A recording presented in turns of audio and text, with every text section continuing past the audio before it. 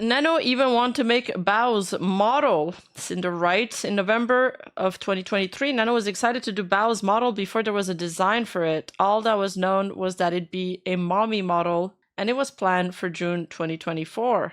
2. Bao showed Red and I finished the design for this model at WeebCon in March of 2024.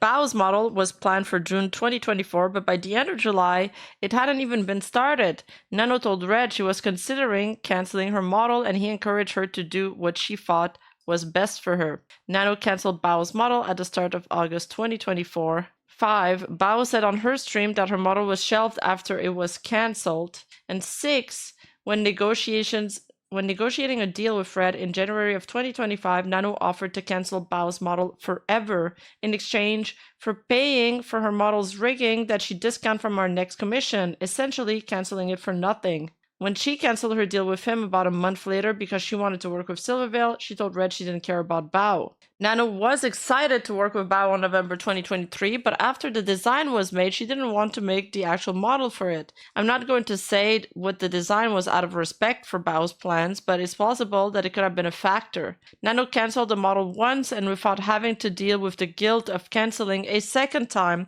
offered to cancel it forever for her own benefit. This is pretty much a repeat of what they claimed earlier. Red coming to her in January was just an outside excuse for her to never have to actually do it while getting something she wanted out of it at the same time. Has the doc been released as an audiobook yet? Well, we could release my audiobook for this at one point. It doesn't sound like Nano wanted to make Bao's model, no matter when or if she ever made time for it. Do you know what Nano specifically said she did want to work on? And then they're posting a screenshot of her saying, I'm freaking out with my comms and I think I just want to do Cinder stuff. Shylily's response to my apology. Shylily's reply to my apology is what canceled me. With over, well, it's not just that.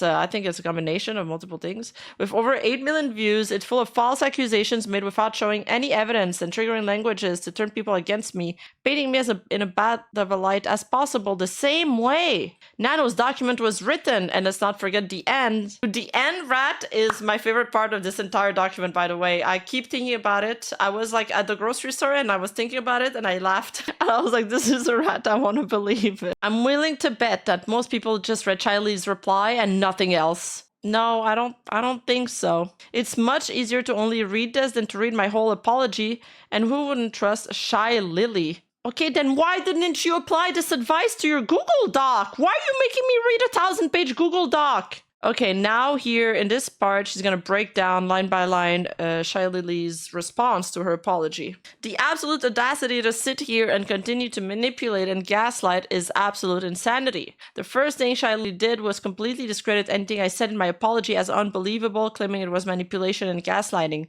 No one was going to question her. She's Shylily. Shylily was involved in everything from the start, convinced Nano she was being manipulated, organized my friends against me, and evidently wrote Nano's document for her. The pain and mental torment you've caused to the ones closest and most supportive of you has been devastated, and I have never been so heartbroken and hurt so badly for my friends.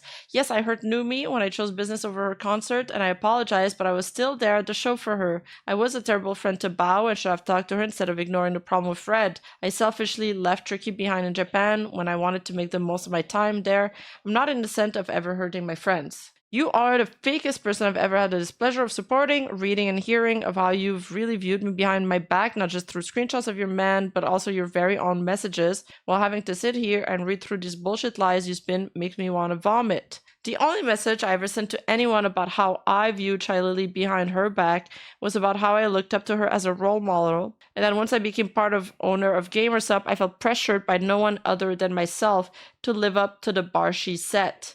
Okay, but still, the way all of these were worded, you gotta admit, doesn't look great, Sinder. This was what I said to Numi when apologizing to her about her concert, and wasn't a situation that was brought up by anyone before Shylily's reply to my already posted apology. Now that I'm a part of GamersUp owner, I feel a lot of pressure to live up to what Lily is for them and to the community. Red said he thought we'd have to start considering her competition if she was going to treat me differently for seemingly no reason, and was now working with our most valued artist. I didn't feel that way, and those weren't my words. So she's saying that it's just, Red thinking that way, that she She didn't know about this. She didn't agree with Red. So at this point is whether or not you believe her. To claim that she didn't know a single thing and had zero awareness of what your man was up to when everyone who shared even a single moment with you knows that you basically operate as the same person sharing every waking moment. I didn't say I didn't know a single thing Red ever did. I didn't know about the specific of what happened in Red's conversation with Nano and the other few instances shown in the document. He summarized things to me, but didn't tell me everything and lied to me about their exclusivity deal. I didn't read his messages myself and I didn't question what he told me because I trusted him. The only thing I lied about not knowing was about Red talking to Nano about spite, and that was to not make the situation worse for myself. Shylily and my friends who corroborated that we operate as the same person did not have any idea how Red and I work together at home, or even the fact we live together the same way. They didn't even see us argue or know that I cheated on him in the past. Them blaming everything on me only works if it is to be believed. We share every message though, thought and feeling, and before they're acted upon. While loving to jump at the slightest opportunity to turn into your most slanderous self as soon as the opportunity was given, and when talking about your friend is sickening.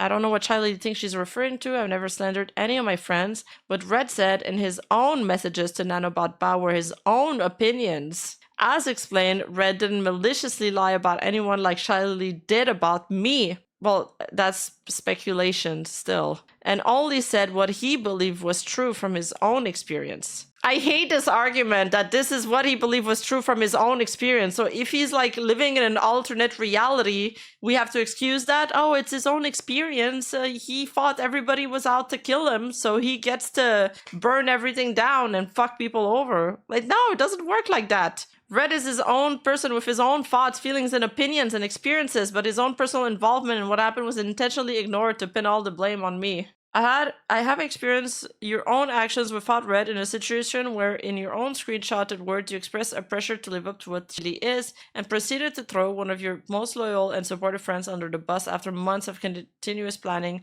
just because you consistently chose business over friends, never feeling bad for failing them. It really brings up what happened with Numi's concert, something I had no idea I was expected to address, since it was already settled between us and wasn't related to any of the accusations made against me. I'm going to break this part down in pieces. I've experienced your own actions without Red in a situation where in your own screenshotted words you express a pressure to live up to what he is.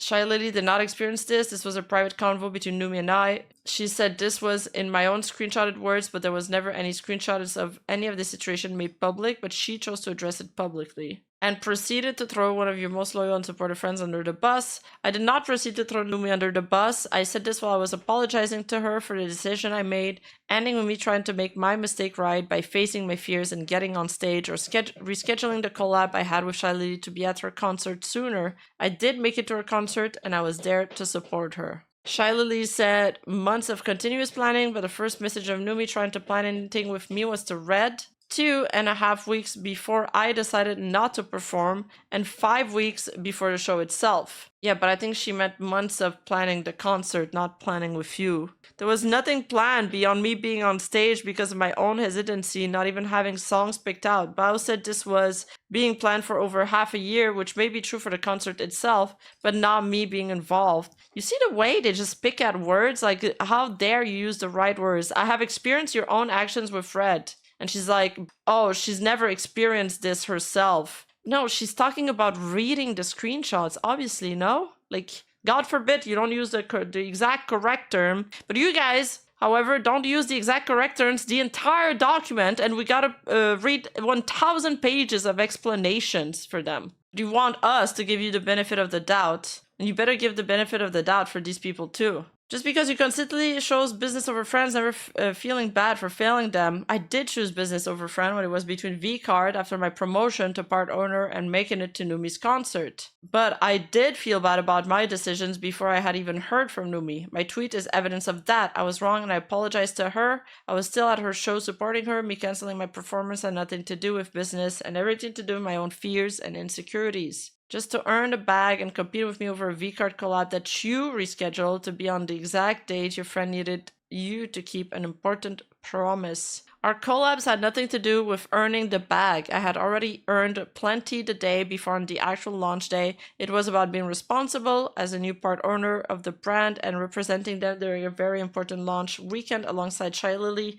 If I wanted to compete with Shylily, then I wouldn't have asked a collab. It doesn't really work that way. You could ask for a collab, try to, get the clout, and then try to outcompete her after. Why would I have wanted to share I'm not saying that's what she did, but I'm just saying it's not I asked her for a collab, so there's no competition. Why would I have wanted to share the screen with her in that case? I wanted to collab to work together, so her card game was as big a success as we could make it for the entire company. I rescheduled our collab on that day, oblivious to my friend's event, in my blind excitement for V-card.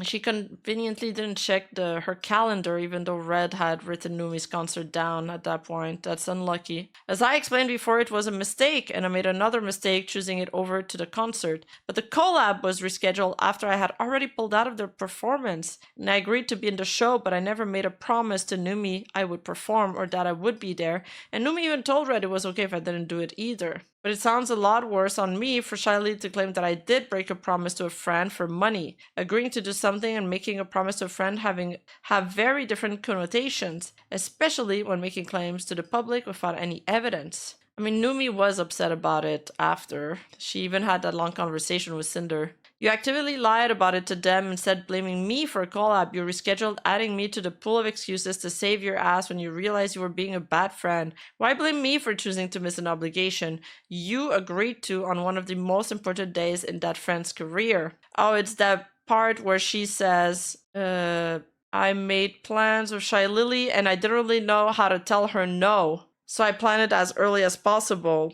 So I suppose when the girls read that, they thought that she was saying that Shylily had pitched a collab and had scheduled it for that time. Here, Sinder will say that this wasn't the case. That's not what she meant. Shylily said I blamed her for missing an obligation I agreed to. No, what I agreed to was to perform, and I didn't perform because of my own reasons. Not going to the concert is what she's talking about, which by Numi's own word, I wasn't obligated to go to. I didn't lie to Numi, and I didn't blame Shylily, and the fact she thinks I did points out the importance she gives herself when it wasn't about her.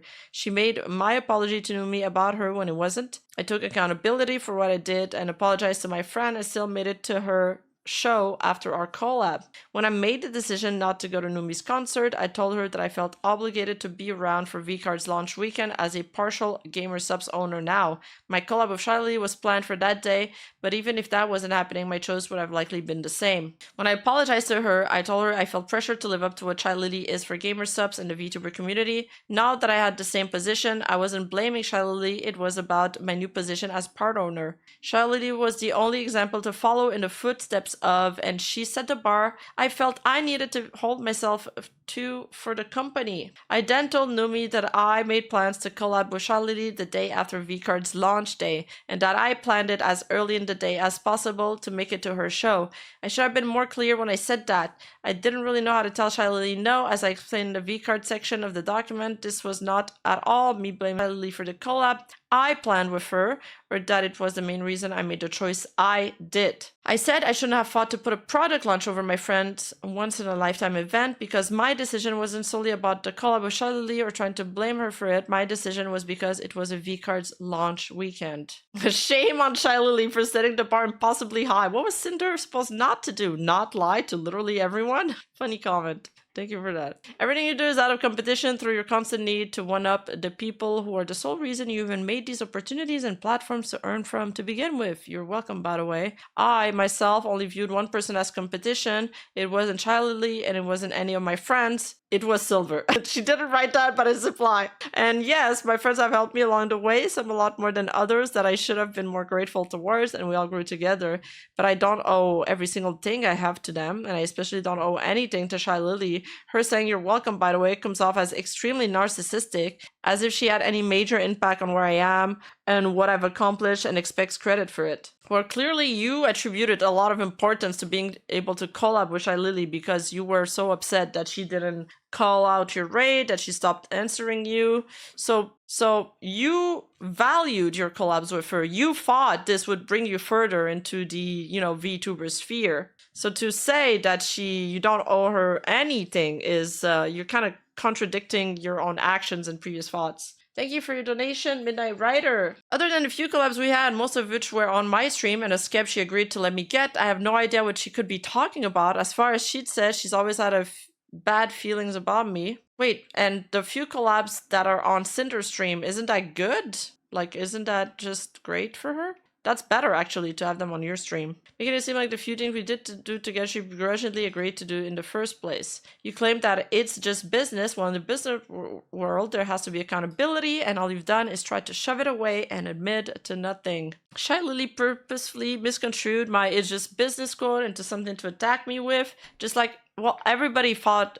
everybody read it that way, Sinder. She didn't purposefully misconstrue it. You expressed yourself wrongly. If everybody understands it the same way, and you need to explain to us what you actually mean, you're the one who miscommunicated. I'm willing to give her the benefit on the doubt for that section, that she didn't mean it like that, but come on. I meant to accept it for whatever decision Nano chose for herself, regardless of how I feel about it, because in the end, it's just business. If you actually read my apology, you'd see that I admitted to more than nothing, like she claims here, and I just didn't admit to the things I didn't do. In true narcissistic fashion, you're only feeling sorry about yourself and your own consequences and your career and try to salvage it. Again, if you actually read my apology, you'd see that I apologize and take accountability for the things I did do. Okay, but in this document, you're walking them all back and you're saying that your apology was rushed and you didn't have the proper receipts, and you said too, you apologized for too many things. Hold up. Where are we now? Are we somewhere else? Because if you're taking accountability, why is there so many excuses? Why is there so many explanations? Why is there so much character assassination on the girls involved? Shylily is the only person who made the claim I was narcissistic, and given her actions before and after this, it really seems like projection.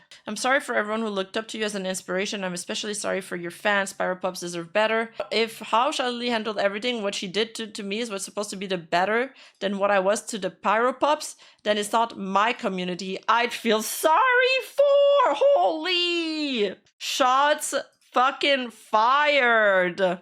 And this is kind of why I don't feel like she's sorry. Okay, so this is the bit on Shylily's stream. Shylily didn't hold back at all on her stream, telling her viewers how she really felt about me. She went full mask off and convinced the public it was completely justified, mockingly say it's all just business. If it wasn't evident by her tweet, you'll see from her stream that Shylily is not a reliable or trustworthy narrator. There's a lot of judgment in this Google Doc. Throughout her stream, Shylily justifies her petty jabs at me as her way of coping. Just like her tweet, she continually makes fun of the phrase, "it's just business." She was the one who purposely lied about what I meant by it to make it look bad on me. This argument only works if you believe that Shylily was the one that wrote the Google Doc, though. It's like we're hanging our 100 pages of explanations on pure speculation, like on a thread of speculations. You don't have to give me biddies and shmoney to make me feel better. We're not like that in here. I'm sorry, I'm not sorry, but I like coping, okay? Coping.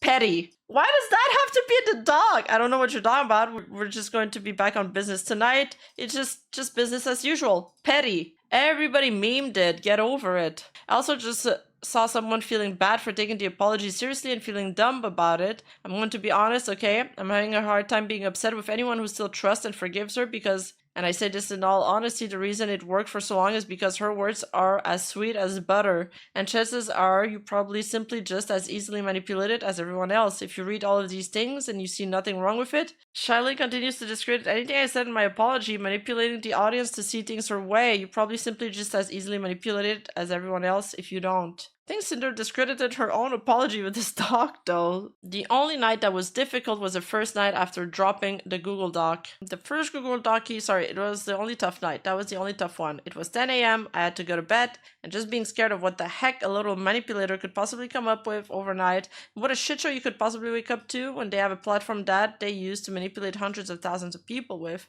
Shylily was terrified about how I could manipulate my way out of this, which is why I believe the documents were posted when they were, so I wouldn't be able to respond. Oh boy. No, I think it's really because you never know how these kind of things are going to turn out. It could go anywhere. Like I said, when you put something out there, it takes a mind of its own. You can't control the public opinion, and you'll never have a unanimous opinion. I think it's funny because she's kind of projecting, or maybe she convinced herself that they put out the document so late so she wouldn't be able to respond, which is why she fired back by putting this document while they were at TwitchCon or something. It's literally just, I wouldn't put this past her. It's literally just hearsay, the entire apology. And worst of all, throughout this whole hearsay, it's full of bullshit. Shylily doesn't know what a hearsay is. One's personal account is not hearsay. You've already seen the bullshit put out against me in Nano's doc, and by the end of Shylily's stream, you'll see more. That is not the correct use of hearsay. That is true. I mean, but she also uses it to describe her own thing at one point. It's also not hearsay. She could say just lies. I think using lies here would be more appropriate. Hearsays is like rumors you heard through the grapevines, right? Yeah, Lily is not a native English speaker, so it's fine. That's been a week, hasn't it? I'm sorry I'm laughing. I'm actually really sad, but it's how I cope. I don't know what to tell you. I don't know how to understand. This might sound so fucked up and psychotic, but I just need to laugh. Let me cope. Shylily was gleeful over my cancellation. I highly suggest you check it out yourself. Everything that is publicly available is through receipts. Needless to say, more stuff has happened. Needless to say, but most of these things don't have receipts. Some of the receipts have personal private stuff attached to it that you just can't share. Some of the stuff we might talk about today is hearsay because that's just my own experience. See, like, again, the word hearsay here doesn't make sense because that's my own experience that happened in person. It's my word against whoever else wants to challenge it, and that's okay. So she's using that word improperly. No emotions, no experiences, no hearsay, no nothing, only receipts. So obviously there's more. If more proof of the claim wasn't shown due to it containing personal info like Shylily said, I have no idea what it'd be. If not what's already been shown and censored in this document, I didn't seem to have the problem putting my evidence together. She may be talking about my messages with Numi, and maybe Numi don't want that to be made public, or Shylily's given a bullshit reason why the full context of Nano's message weren't shown, and the evidence she claims to have doesn't exist. Shylily also calls me a criminal. Another petty insult. I think Shylily meant he said, she said. Yes, that could be. Yeah, unsubstantiated would have been more of a clear word to use for them. Exactly. Yeah, I agree with this. That's the right word. When she said that and when she tried to bring me into okay, I know when she said that she tried to make this thing with me and we were going to collab, she was just like, oh, the Charizard and Blastoise of V-Card doing the gag. Oh, like, how dare you sit there and pretend to be some box legendary or something that she didn't create. Disgusting. Trust me, we all cringe, but sometimes get excited and they do cringe-worthy stuff. There was a lot of animosity behind Shylily's word here. Why? Because she saw the screenshots of you shit-talking her. She's angry about her friends, and she's angry about all the stuff that's been unnerved. Like, she's like, why? What do you mean, why? It was an emotional situation. Everybody was angry. It is typical narcissistic. You know what? I'll just play the clip. It might break up my monotonous voice. Sorry, it happened. No accountability. It is typical narcissistic manipulation fashion. Like, this whole document, like I said, if you don't see it that way, I don't blame you. Chances are you're too young and naive. You're just as gullible and easy to manipulate. If you don't see it, I fully get it. I don't support it. I hope you'll eventually see it. But it's typical. I take accountability for nothing. I shove the blame over to my man. I knew nothing. Everything was behind my back. I'm sorry you feel this way. Like, come on. Ines, thank you so much for the 5 gifted. Thank you. Yeah, that's kind of the story they stuck to after the 1,000 pages. Shylily manipulated her audience to her side, basically calling them stupid if they don't see things her way. And then there's some comments that's just, she's petty. She's being petty. I mean, companies don't want to have bad PR. You know, in it's just business fashion. When a company has an employee fuck up, guess what? The company has to take actions because of the employee. The company has to pay damages and make amends for the employee. It's just business, is what a good old little friend snake would say. Petty, Sinder adds here. Waffle waffle. You burn you Sinder merch. Honestly, if I can encourage you, you paid for it, you do what the fuck you want. But if I can encourage you to do something, donate it. Whatever shirts, jackets, sweaters, plushies, figures you don't want. Has anyone tried mixing Lily's Gamer Subs in a vanilla milkshake? It's really good. I haven't, and honestly, it doesn't sound good, but I'm willing to give it a try if you vouch for it. It'd be their shoulders so you could reach the countertop. Okay, but again, you do what you wanna do. If that's how you cope with this, that's also okay. But two things. Not to defend anything of what she done, but you're just a viewer. You're just a viewer. You don't have to atone for someone's sins and feel bad about the good times you've had. Whether they were fake or not doesn't matter. You had a good time. Yeah. Those are your memories to keep, you know? But on top of that, again, if you cope by burning your merch, I ain't judging. You cope the way you wanna cope. I cope through memes and making fun of things. That also isn't fucking perfect. But if you have it in you and you can cope with it, try and donate everything you've got. Any shirt, sweater, figurine, plush, whatever the fuck it is, just donate it. Shylily encourages viewers to donate any merch of mine they may have, but doesn't disavow burning it either. I mean, she doesn't disavow it, but she said it's better to donate it, like if you have the choice. And then she said, you know, if it is how you cope, she's like, you paid for it, so do what you want with it. Lily is rated and reacts exactly how you'd expect. Thank you, Dr. so much. Yeah, thank you so much for the raid. What up, little pups? I just wanna say I have a very strong way of coping. I cope through humor. Love you, womp womp. April sucks, doesn't it? She didn't call out their name either. It's when the dominoes fell, the dominoes fell. The actual starting point, the dominoes fell when one thing leaked. One singular thing, like 5 or so days ago, one thing leaked, a singular thing, and it was about me being slandered, throwing all kinds of accusations around to Nano, making me seem problematic, weird, making me sound like a person someone who wouldn't want to work with, because who does those things? One thing I did not leak 5 or so days ago. By what Bao says, Shylily messaged her on Friday, April 18, about what Nano told her 5 days before the stream was Wednesday, April 23rd, when Bao was brought into things after her surgery. As the timeline at the top of this page shows, one thing leaked 2 weeks before this. Shylily knew about this for 2 weeks by the time of her stream, and in that time, never said anything to me. The things Red said weren't slander, and below you'll see Shylily admit that herself. They were saying I dodged collabs with them. Collabs that had like 7 fucking other people in there. Collabs I was thrown into in a big ass group chat and simply said, sorry, can't do, because I have something that day. One of them was a dentist thing. I didn't have it on that specific day, but I just didn't want to. The day after the dentist, I just simply didn't fucking want to. And the other one, yeah, I dodged. Yeah, I did. Yeah, okay, yeah. One of them I did, because at that one, I already knew. And the other one, yes, I dodged. But you know what's weird? The one person that is the reason for me dodging is the one concerned as to why I'm dodging. What about the 6 other people who were just looking at me dodging and going, oh, okay, she's busy? Yeah, Sinder felt like what she's insinuating here is that Sinder was concerned at her dodging because she felt like she did something wrong. If she had nothing how do you say this? She had nothing to worry about, then she wouldn't be worrying. Yeah, it's like, oh fuck, she's on to me. Yeah. It's kind of weird that the only person that has a reason to be weary was actually weary. What about the 6 other people that I also just left hanging, where I said, sorry, I'm busy? They just took it and they were like, okay, we'll just replace you with someone else. Cool. You know, it's called projection. Cause she fucking knew. She knew! Absolute business. So anyways, I was accused of dodging, which somewhat fairly I did do once. Anyways, I was accused of not acknowledging her when she rates. And like, oh, sorry, you know when Buff rated me earlier, I'm sorry for not calling Buff's full government fucking name.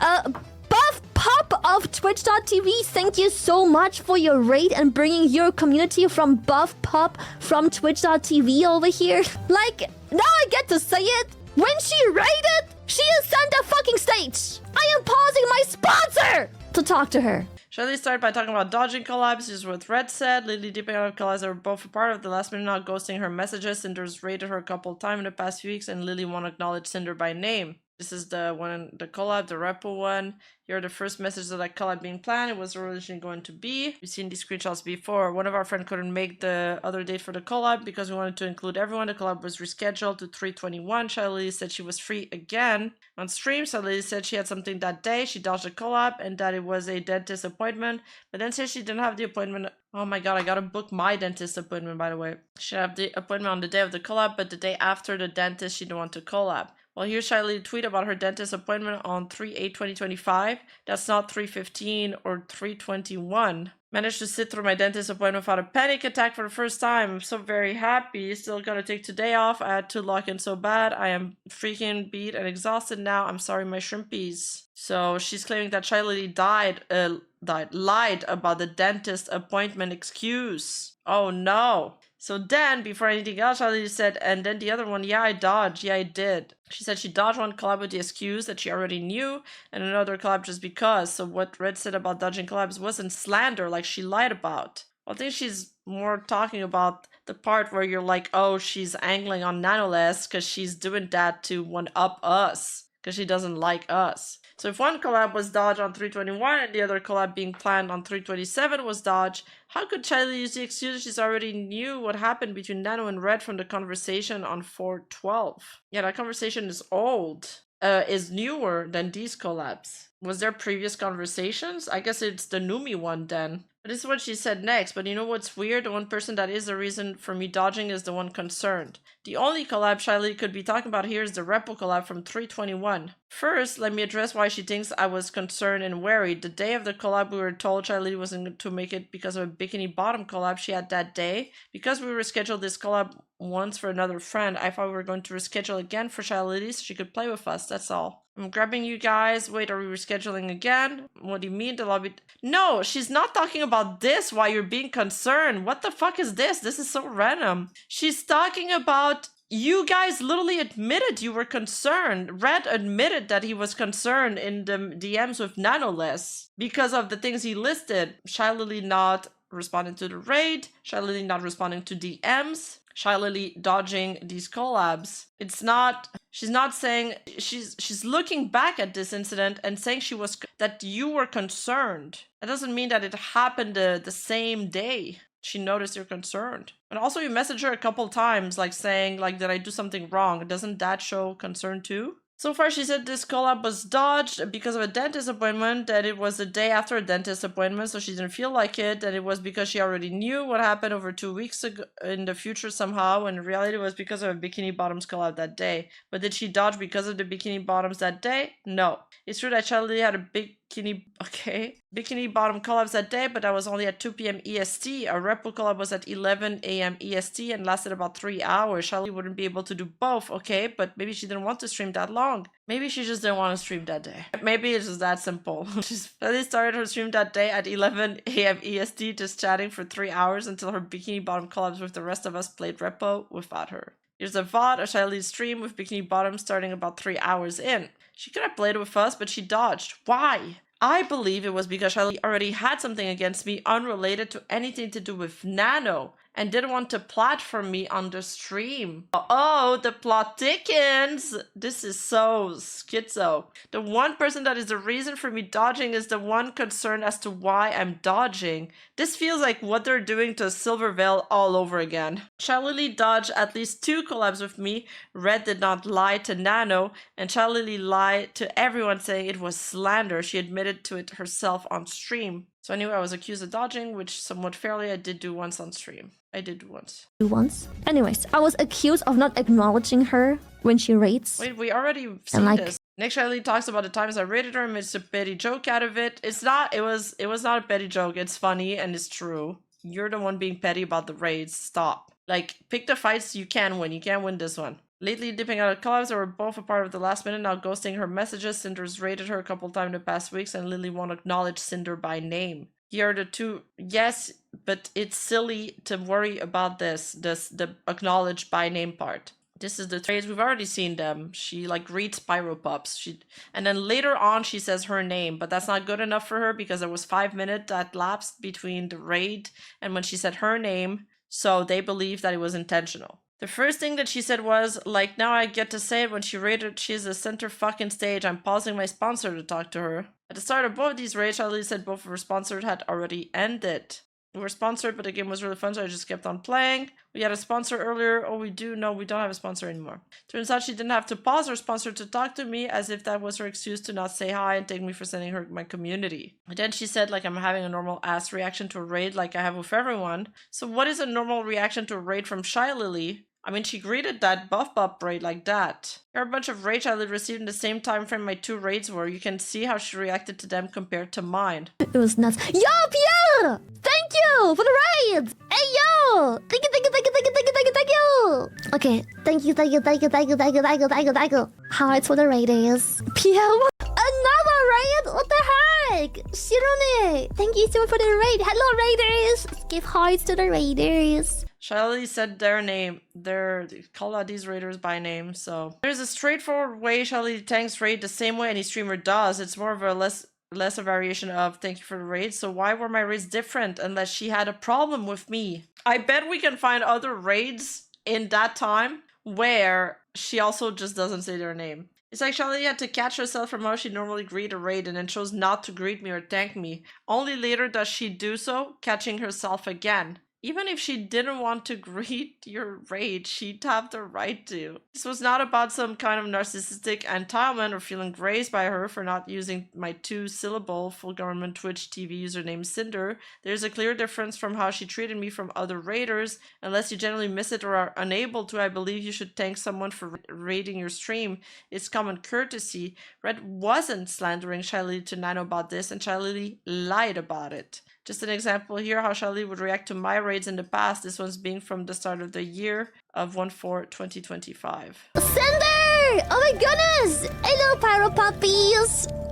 And here are the messages she sent me after this raid. I in no way expected something like this every time I raided Shylily or anyone else. Thank you for the raid, queen. Thank you so freaking much. Give me until clutch. So she sent her a nice message. But back then the relationship was not strained. Them saying I've been weird ever since VCard, which also isn't true. We've literally done a collab ever since. We've talked ever since. I contacted her for technical issues that you guys said she also had ever since. The last collab Shylily and I were together was on 2/5/2025, 4 days after our VCard collab when the game launched. The only times we talked after that was when she turned me down for a collab on 3/3/2025. Messaged me because she needed my help on 3/11/2025. That was for the technical issues, I believe. And then the group chat for Repo collab she dodged. That's it. To say this is a generalized claim from Red was an issue is ridiculous. Ever since after the V-card launch. Okay, but he says, wait. He says ever since after the V-card launch she's been acting weird. And then she said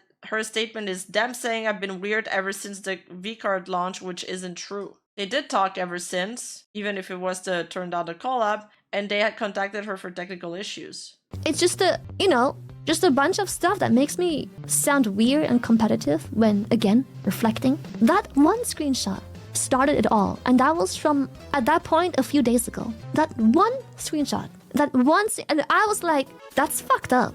And I gave Nano the receipts of it's not true. I did say, I did ghost her in the DM once. I didn't see the DM. But somehow, before Nano worked on my 3.0 model, that wasn't a problem. Everyone who is in contact with me, anyone who is close, even my viewers, everyone knows I suck at Discord. I'm very distant, I'm very messy, I don't check often, and I'm not very thorough. So, and she knows that too, because it happened last year as well. She knows it too.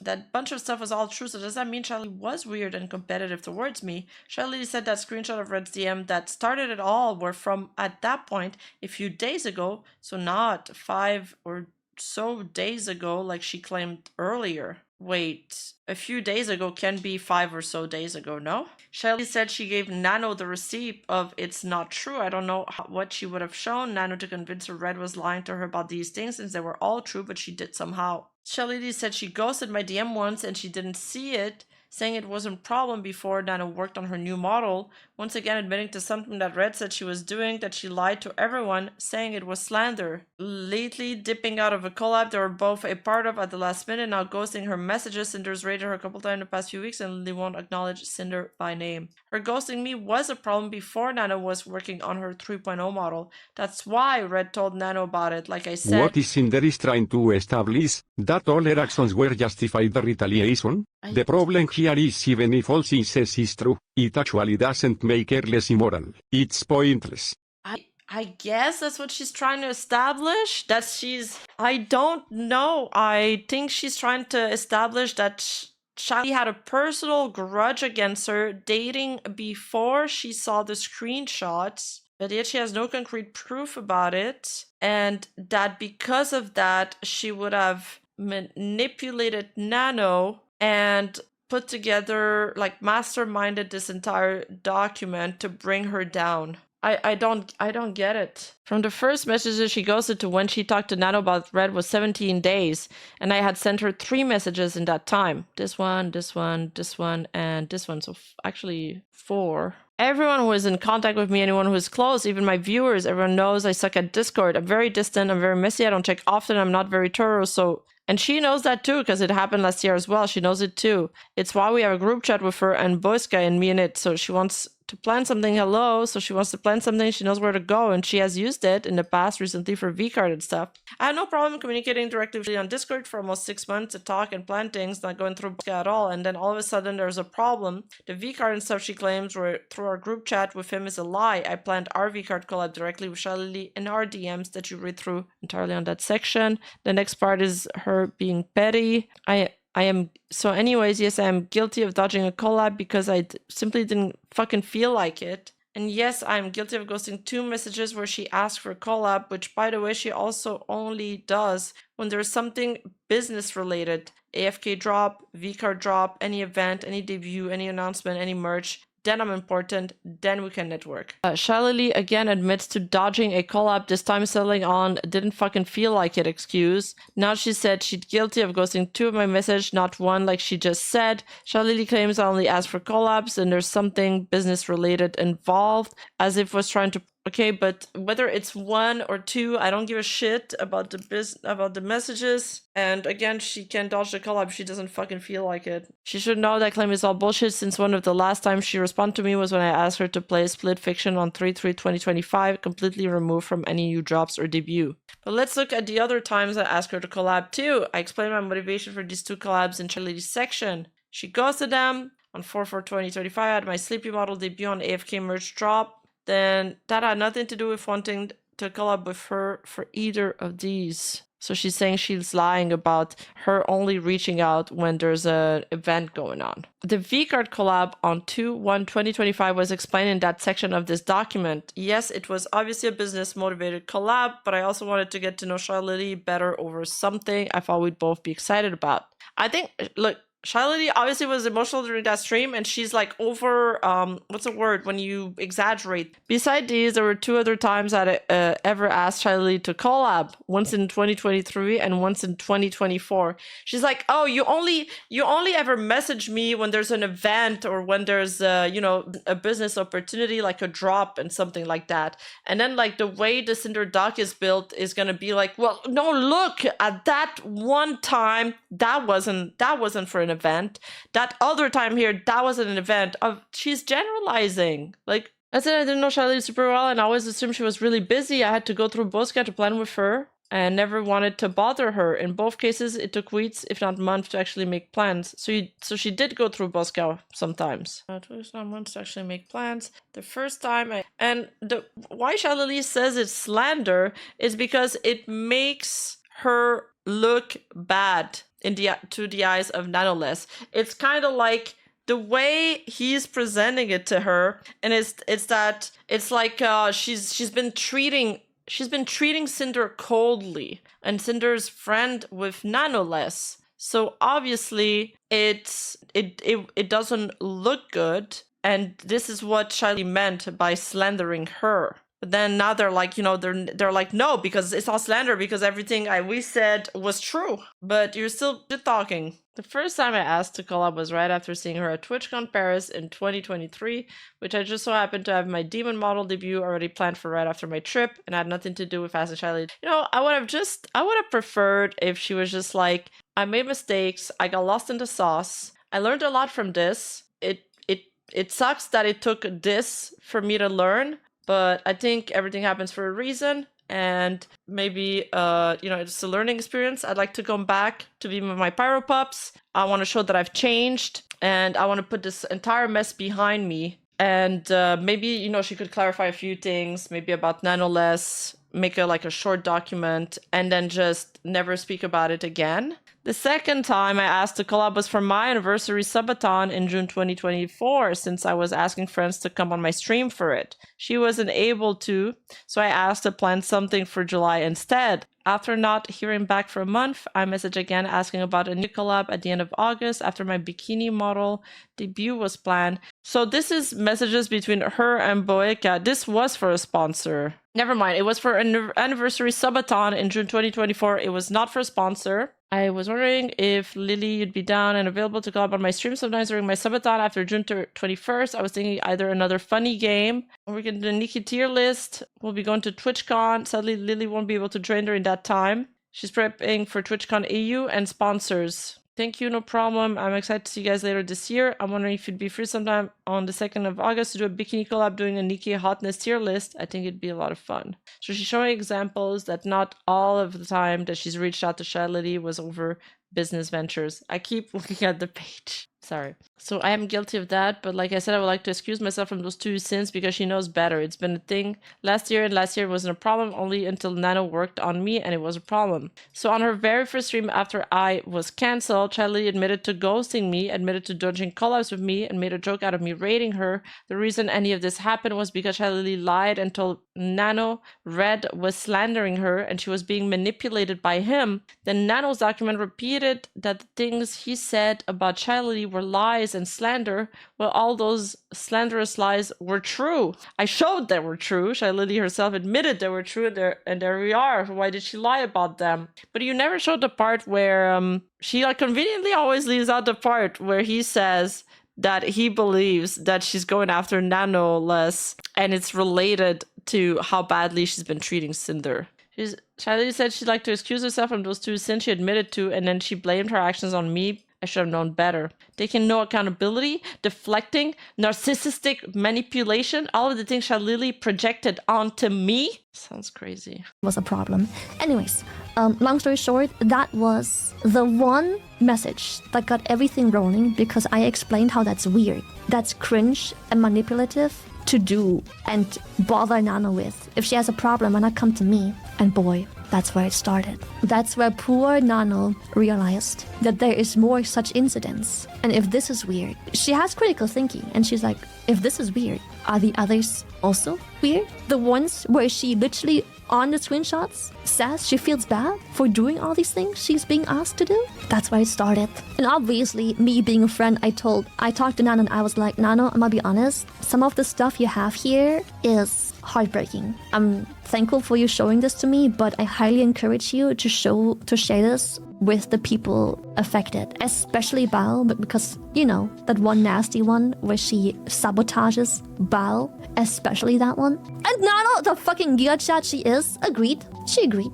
So we made a group chat, like a few days later because Bao had surgery, so it took a while. We made a group chat. Can you imagine? Shylily makes a point that I should have just talked to her, not to go to Nano, but I didn't go to Nano. Red did. As much as Shylily wanted to push the idea, Red and I are not the same person.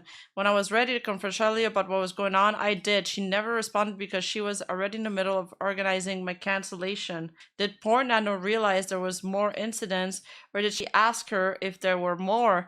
And what did Red ask Nano to do that she supposedly felt bad about? Nothing. Wait, and what did Red ask Nano to do that she supposedly felt bad about? Nothing? We're really gonna claim that he asked Nano nothing that she felt bad about? Shylily highly encouraged Nano to share these things with Bao, but Shylily was the one who had to reach out to Bao herself. Nano may have agreed, but she couldn't do it without Shylily's help. Now, Sinder here shows the screenshots of her reaching to Shylily. Shylily didn't respond at this point because they were already talking by that point. She was upset. Oh, that's a long clip. Fuck. We've already seen that clip. We watched it earlier in the last streams. Turns out it was bigger than our group. And so, yeah, we all knew she was going to throw her manager under the bus. We all fucking knew. When you look at the screenshots and you know her and you see the manipulation, the first fucking thing you know is she'll throw her manager under the bus. Everything went live and you know what she does? The first thing they both did, they messaged Nano going, Nano, please. You know what the absolute fucking Giga Chat did? Blocked and blocked. Obviously, we're all ready for blood.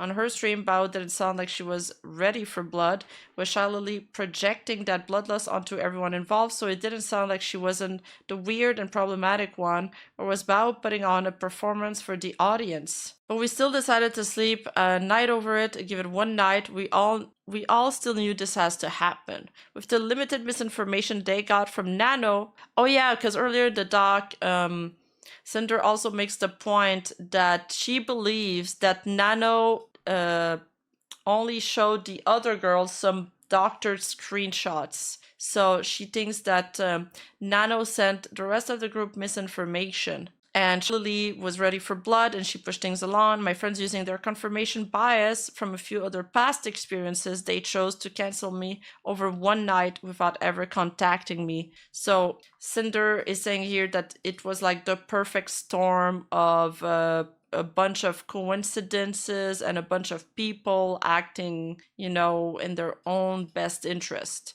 This is suddenly turning into like a 1800 drama novel with a tragic ending. Shylily complained that she didn't get her own section. My apology, as if anything was actually done to her. My 2-syllable name and thank you was too much to ask for after raiding my friend. Oh my god. I didn't refer to Shylily as the other gamer sub owner. Red did. Separate person. I don't even get a section of myself, my name properly fucking written. Come on, bro. Don't be such a hypocrite. You don't get to be upset at that shit and then put me there. Throw me in there and be like, I'm so sorry I had no knowledge of this. I don't get to be upset at the petty actions toward me because I called her Lily. This is extremely narcissistic. While waiting for her ad break to end, chat is just business, just I'm making a living, just business, I'm sorry, it's just business. Petty? Okay, we can listen to this clip.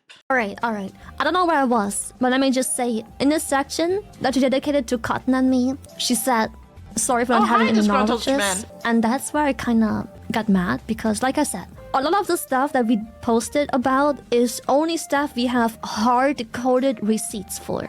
Obviously, there is lots of experience that doesn't exist on paper.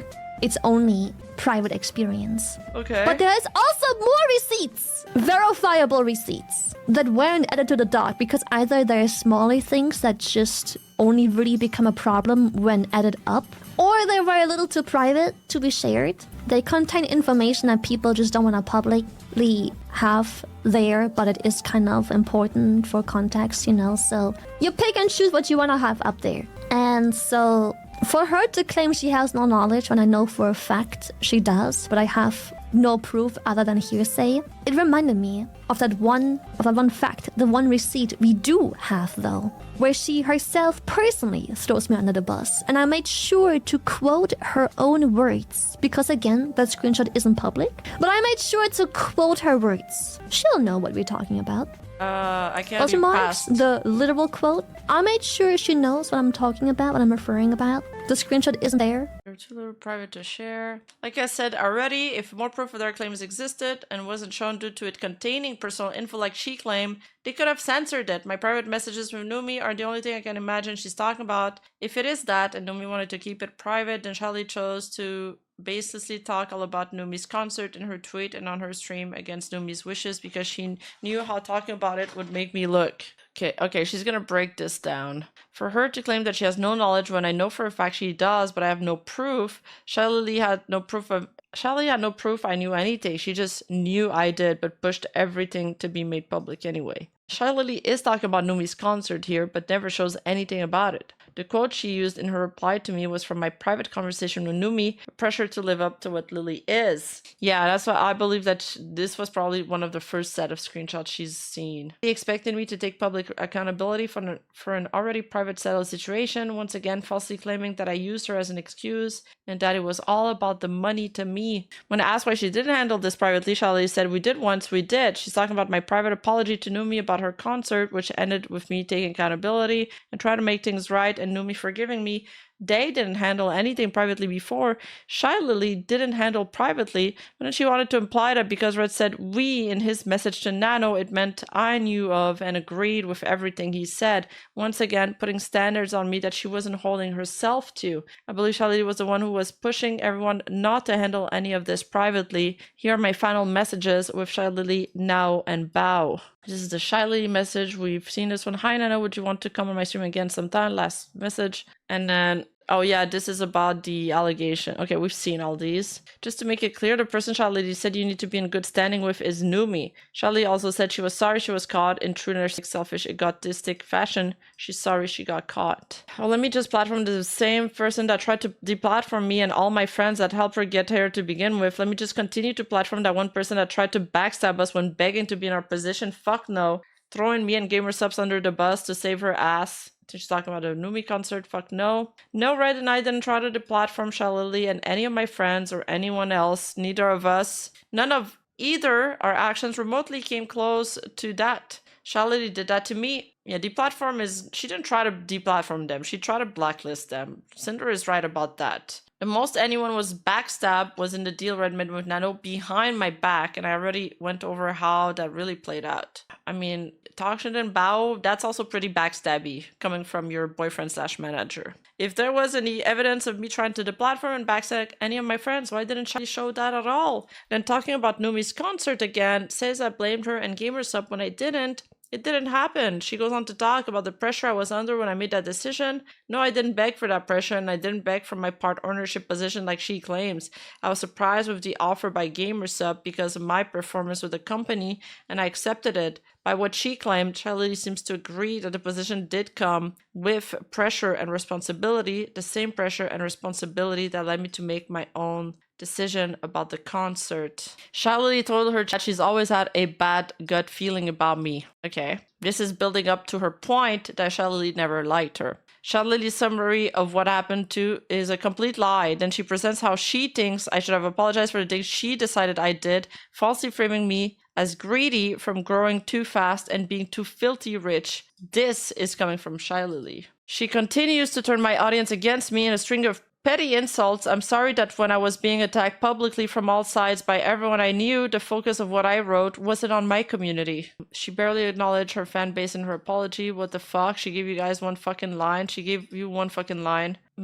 She saw me at competition, pitted me on for asking for it by wanting a model from the same model mama, which is a bit weird when she's the one begging for a partial owner and all kinds of other things that she wants from me. But hey, somehow I'm the one who's looking for trouble for wanting a new model. Sinder says I didn't see Shylily as competition, and Red's views was more than just going to Nano for a model. If she treated me like a friend, it would have been something he brought up to her. But since she didn't treat him like she didn't treat her like a friend, then that was something Red was concerned about. Like, this is so fucking weird. She claimed I was... It's still weird, though. No, even, friends or not. She claimed I was begging for partial ownership and all kinds of other things. That's wild. I don't have nothing to do with my partner, but if she had the power to give it to me, not once have I ever said anything about that to her. Ever. All kinds of other things I wanted from her, to hang out and get to know her. I've never begged Shylily for anything. What a narcissistic thing to say. I mean, now we're throwing the narcissistic insult around. My understanding of what Shylily was saying is that,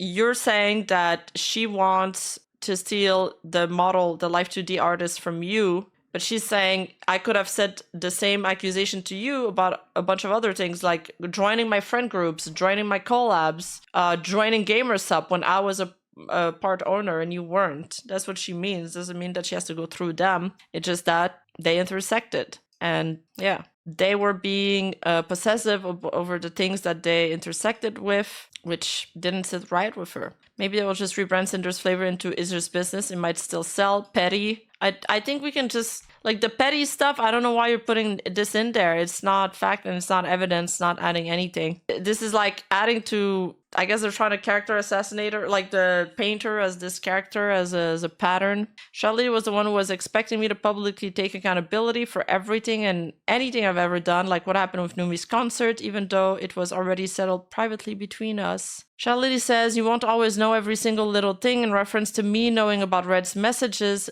but the standards of knowing everything was unfairly applied to me when it mattered. Shylily also claimed this was going on for years when it wasn't. She says the time my friend saw us sharing messages on our phone in person proved I knew everything. Shylily said the documents Nanos and Baos only talk the truth, they only talk facts. So long story short, a friend of our friend circle that has been a friend for many years turned out to never have been a friend. We were just stepping stones in her career ladder, and like it wasn't enough to just step over us, she wanted to also just burn the fucking ladder down that she climbed. This is a blatant lie, and it's not true at all. I believe Shylily must have been the one who convinced my friend of this. Also crazy what happened to Silver, crazy the shit she sold us, the shit she said. I knew it wasn't the truth because I've heard the exact opposite story, but when she goes on and on for years, you eventually feel like that one story you've heard isn't true. You'll start to doubt the source. You're like, really, is that to hate someone on such a deep level that literally doesn't talk to you, doesn't hurt you, doesn't do anything to you, doesn't get in your way, minds their own business? Yeah, same for spite. I've never said anything about Silvervale to Shylily. I don't know why she can claim she knew it wasn't the truth unless she heard the opposite story from Silver herself. Yeah, or from somebody close to Silver.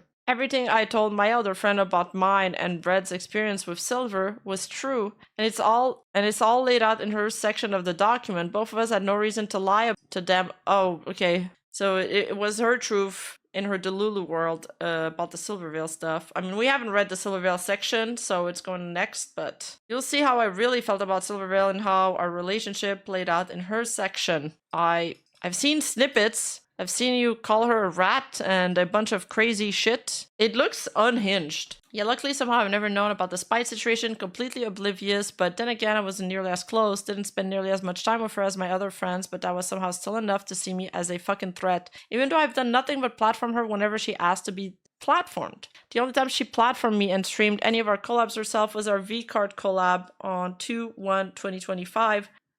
Other than that, we've done anything together, it's always been on my stream. I platformed her more than she ever did me, with her dodging the repo collab possibly so she wouldn't platform me. People really use the term platform not well. Sinder is using it correctly here. But I think generally like Sinder is more, Shylily was a bigger VTuber. She's hanging out with Sinder. She's responding to her tweets.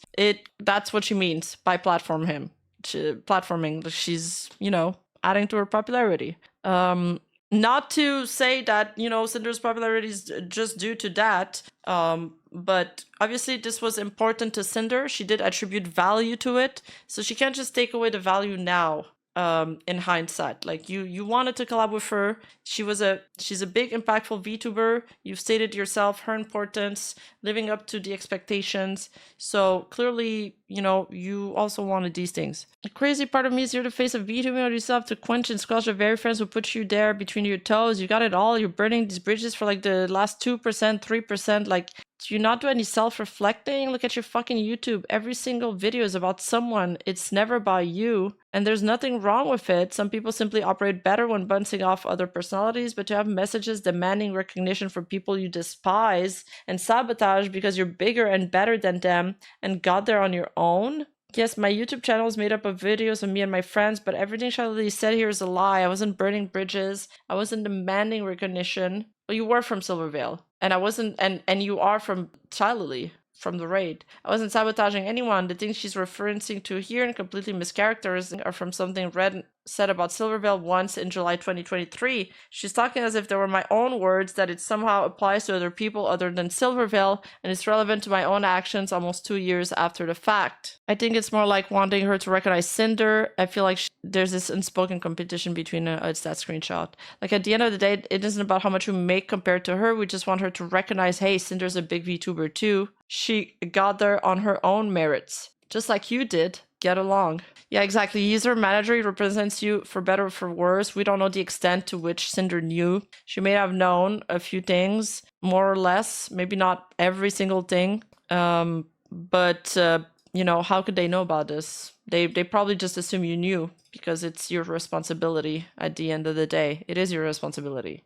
Petty about the Yoshi thing. Yoklesh. God, I was so angry. Every paragraph I was just deflecting. You know what also hit me really wrong? You know what hit me the wrong way? All of the damage he caused to specifically Spite and Silver. All the damage he caused. All the bad mouthing. All the sabotage career things. Yes, every paragraph was just deflecting, kind of like how Shylily deflected her actions to Nano to begin with, and then admitting to them on the stream, blamed it on me. Shylily makes a good point here. What about everything I or Red caused to Silvervale and Spite? Well, I've laid out everything that was caused to either of them at the start of this doc in the accountability section. You'll see in their own sections too. You also see all the things I didn't cause, but the public was told I caused. You already saw Nano canceling Silver's model in November 2023, but blaming it on me and Silvervale and Spite made plenty of their own claims too that are addressed in their sections. Okay, so I guess we'll see in their sections because we haven't gotten through these sections because these were not the sections that were coordinated by the mastermind. I'm actually not so excited to hang out tomorrow because, like,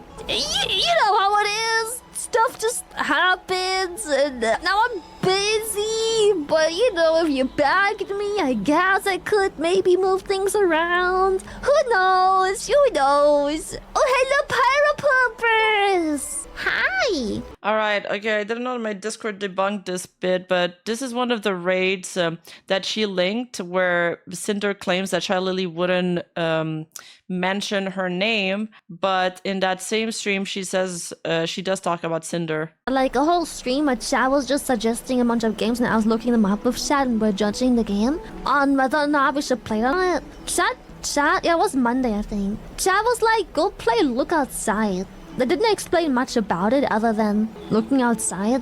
And I'm like, okay, well, the trailer looked alright. I might give it a shot if Cinder's playing it. She's talking about Cinder here. Might give it a shot if Cinder's... Good game, it's spoopy. Yeah, I was looking for a spoopy one. I might want to play Dark Woods. Game, I need something spoopy. Yeah, consider it, because I remember chat suggesting it as a game and I looked into it and I was like, nah, it looks alright. I said, I wasn't impressed. I was like, it looks alright. But I might give it a shot now. She began making the necessary preparations the moment we got your message. The city's citizens are enjoying themselves like it's any other day. Do you not see this as a crisis? Yeah, still wakes the... I skipped it. Oh my god, I'm a griefer. Why does this matter? Because Cinder uses this as an example, saying that she refused to say her name. And she like talks about it after. Like a whole stream of chat was just suggesting a bunch of games and I was looking them up with chat and we're judging the game. Thank you for on the whether or dono. not we should play it on it. Chat,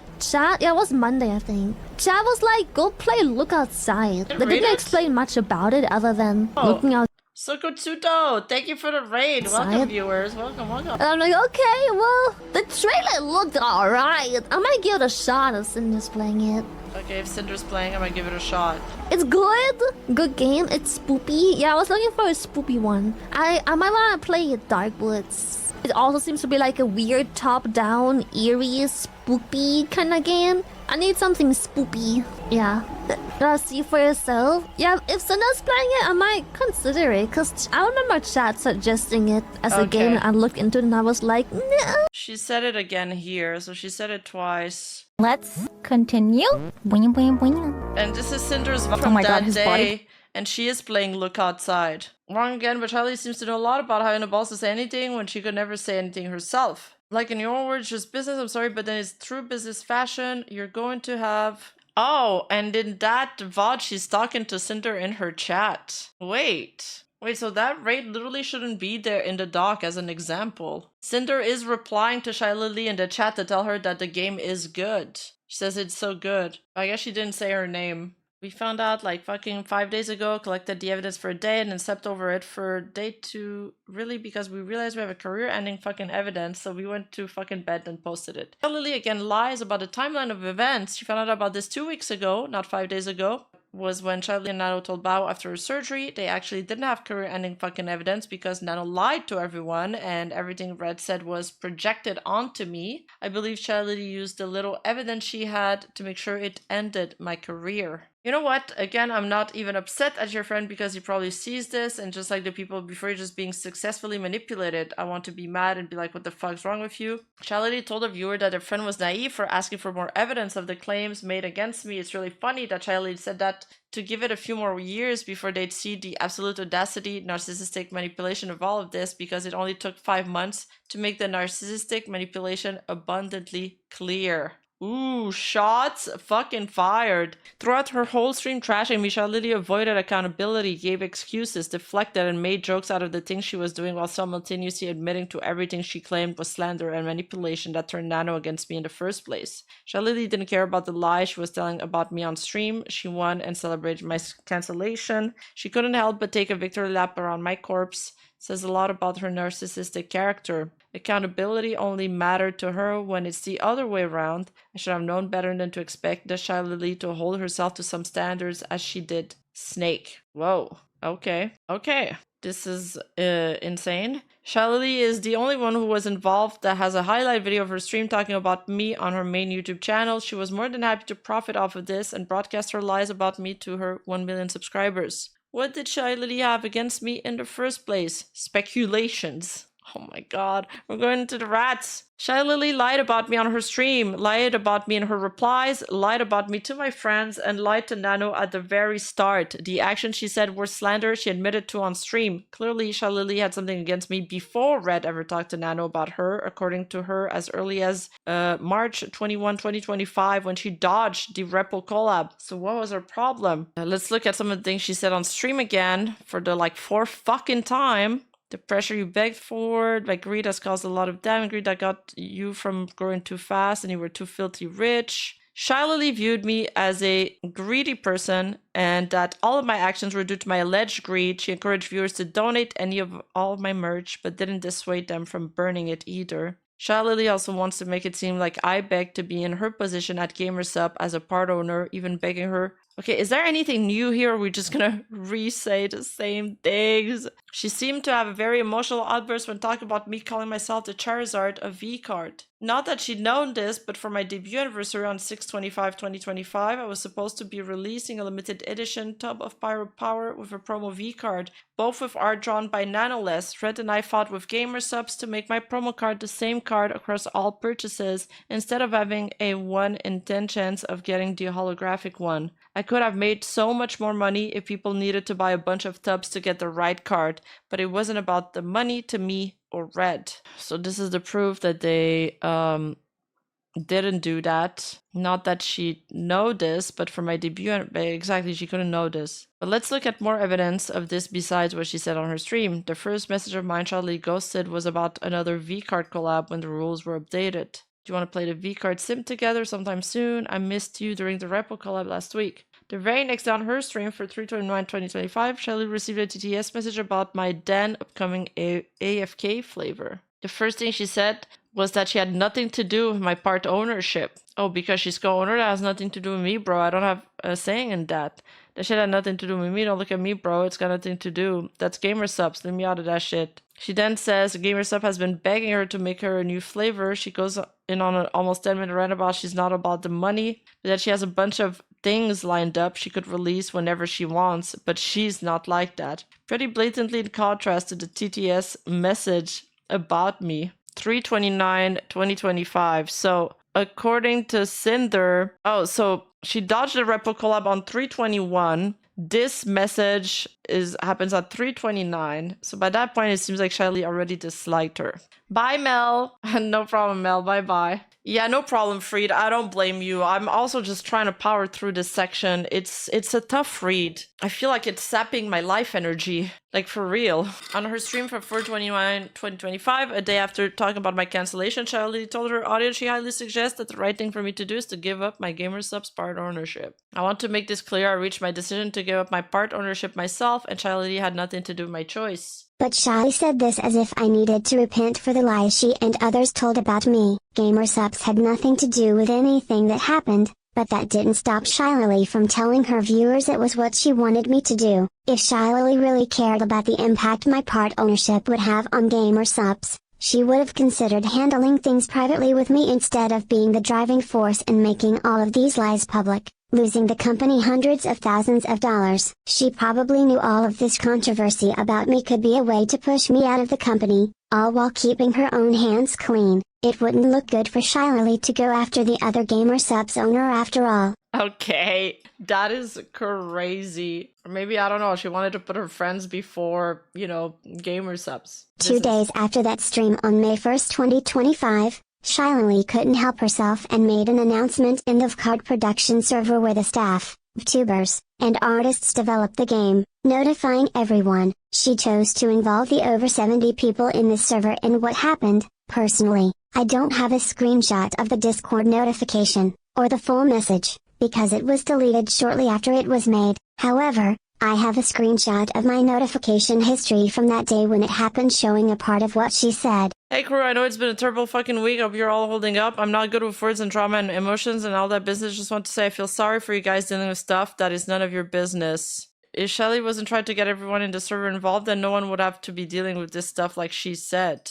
I mean, she's apologizing for bringing the drama public. This is not... I thought it would be her, like, pointing toward, like, a video or, like, a call-out post. There's another timestamp of she thanking Sinder in the first raid. It's boss time. Thank you so much, Sinder, for the raid. Thank you, Pops. And when was that? March 31st, 2025. Wait, this debunks her entire section then, where she thinks that Shylily already hated her by 3/21. This VOD happens after, so now all of that argument just falls apart. Interesting. Okay, that's to be noted. At some point, she even took the time to go back and delete her reply to my part ownership announcement. She was mid-fight when they raided. Not only did Shylily admit to always having a bad feeling about me, but I believe Shylily had a problem with me because of my performance in GamerSupps. I was now a part owner, a title she exclusively held as of Vtuber before me, something unique to her. I would always be planning and launching things with GamerSupps, something she was unwilling to do, like she said on her stream from March 29, 2025. She viewed that as a cash grab,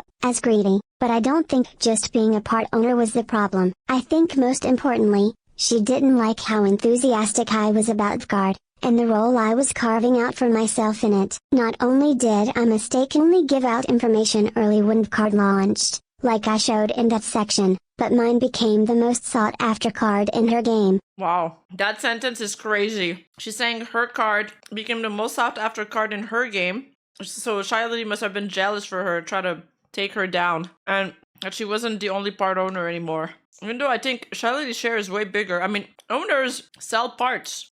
Like, it's for a reason that you band together to own the things, because you can't afford all of it. My mom keeps texting me. She's like, where is the place we ate fried chicken like 6 months ago? Like, she'll message me things like that. She's so funny. She's too funny. I called myself the Charizard to advertise myself in the game, and advertise the cards themselves. Everyone knows Pokemon, and everyone knows Charizard. VCard's first set of cards was like Pokemon's base set. I compared myself and Shylily to the Charizard and Blastoise of the Vtuber card game because we were the two Vtuber part owners of GamerSupps, like Pokemon Red and Blue. Calling myself this wasn't to try to steal her thunder in her game, or take credit for it in any way. I may have called her Blastoise, but she's literally the Pikachu of VCard. Shylily didn't like me calling myself the Charizard. She didn't like the prominence it gave me in her game, but GamerSupps did. This is from one of my GamerSupps contacts last December.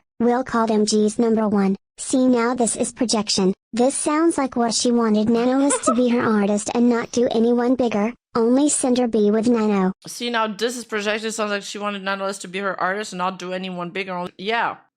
Aptly named chapter, the breakdown. True. Just not the breakdown we thought would be. On the Charizard, the thing, like, Shylily hates it that I'm calling myself Charizard. Where's the proof of that? I mean, she might have found it gauche. She might have found it like a little cringe, but like she says, when you get excited, you do cringe-worthy stuff. Would she have found it cringe enough to orchestrate taking you down? That's one hell of an accusation. Just another person. And here Cinder's like, no, but I'm not the only one that calls myself Charizard. These other people within GamerSupp have been calling me Charizard. You've become the VCard Charizard for sure. TBA. Alright guys, we've criticized VCard before. Their art is great. They have really pretty cards, but they're collectibles. Like, they're not, I don't know. They've made some weird decisions. Let's just say that. I don't know if they fixed their game though. Maybe they have. Apparently they have. Out of the very few VTubers not returning in set 2 a V card, I was one of them. However, that wasn't supposed to be the case. My 3 cards for set 2 were completed before I was cancelled, and I was going to be a water type.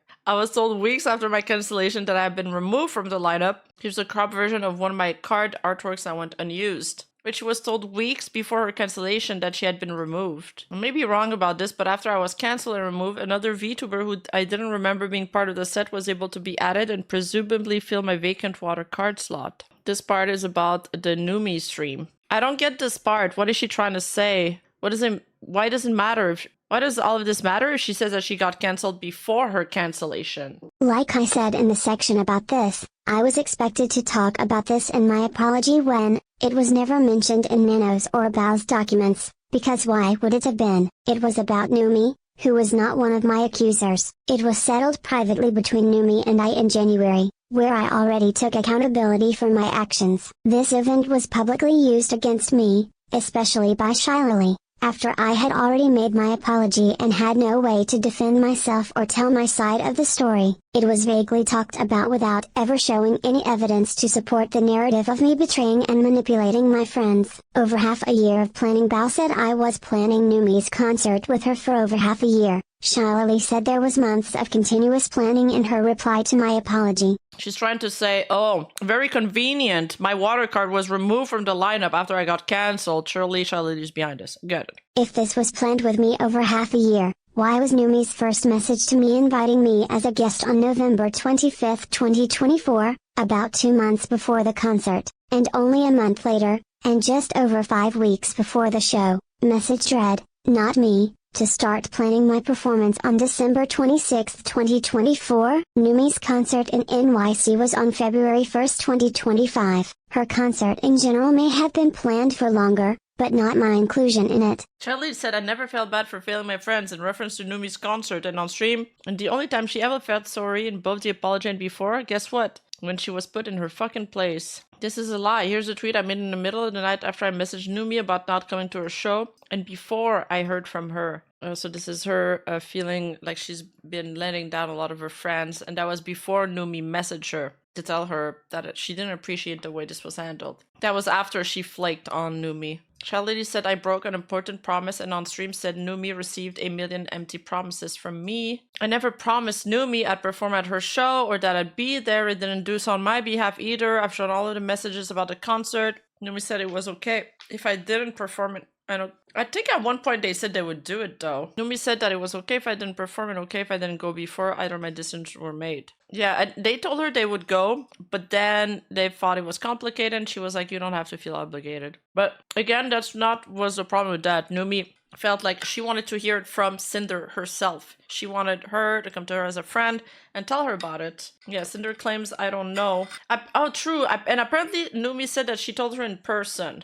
But Sinder says that she forgot. There's a couple things that Cinder's forgetting. Shylily said I blamed her for my decision not to go to Numi's concert, and I used her as a part of an excuse as to why I had to let my friends down. I don't blame Shylily, and I didn't lie to Numi. My reason was always primarily my part ownership promotion with GamerSup and the responsibility I felt to be there for V-Card's launch. While the collab was part of it, it was never the main reason. I likely wouldn't have made the same decision if there wasn't a collab planned.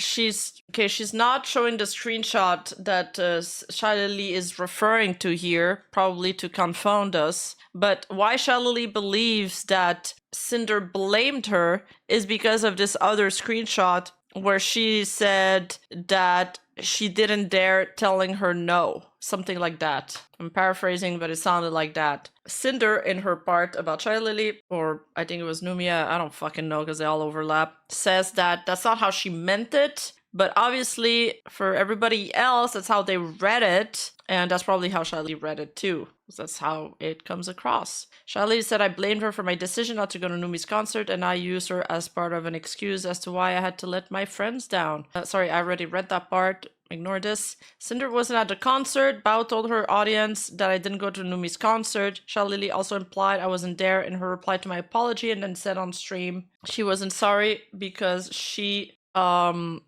fucked over her friend's opportunity on a day that she said she'll be there. My mom needs to stop texting me. She's like texting in my group, in our group chat now. But I was there. I told Shylily I was going to Numi's concert in our DMs immediately after our V-Card collab on February 1st. Alright, I'm just gonna check what she wants. In Bao's stream, when she originally talked about Numi's concert, she said I was there herself. I was on Numi's stream with Bao and Numi in her hotel room the next morning on February 2nd. Here's a clip of that stream where we talked about the concert. Oh yeah, they did an off collab. And here's a clip of Vienna talking about me being literally in front of her at the concert. Yeah, she was there. If that's not enough, here's some screenshots of videos Red took at Numi's concert in New York City on Feb 1st. Hi, Numi. I didn't expect a V-Card release to get pushed back to your concert. I know me up your concert. When I saw the picture, it looked like it was bumping. Meant to message you sooner, but I want to bum you out before your show. Red and I won't be able to come to your New York City show this weekend. I didn't expect V-Card's release date to get pushed back to your concert date, and I feel obligated to be around for the launch weekend as a GamerSupps owner now. I really wanted to be there for you, but I know you're going to kill it. I'm sorry, I love you so much. I miss you. I think I found a train that I can leave. Later, Red and I are trying to figure it out. When does your show start? I feel like, I mean, she literally says she feels obligated to be there. I guess the argument is that she never promised Numi that she'd perform at a concert. Yeah, she literally says that she's obligated to, she feels obligated to be around for the launch weekend as a GamerSupp owner now. Shylily said I blamed her for my decision not to go to Numi's concert. I didn't blame Shylily and I didn't lie to Numi. My reason was always primarily my part ownership promotion with GamerSupp and the responsibility I felt to be there for V-Card's launch. While the club was part of it, was never the main reason. And I likely would have made the same decision if there wasn't any collab planned. And wait, isn't that worse though? If there was no collab planned, she would have still dipped out on the concert to be there for the launch. She does contradict herself a lot. V-Card launch was day before the concert, by the way, not on the concert date. Yeah, exactly. But that's what I'm saying. This part doesn't make sense. I likely would have made the same decision if it wasn't a collab plan. What do you mean? You could have picked the date then. Yeah, I have to be there for a GamerSupp collab that I organized to be on that same day.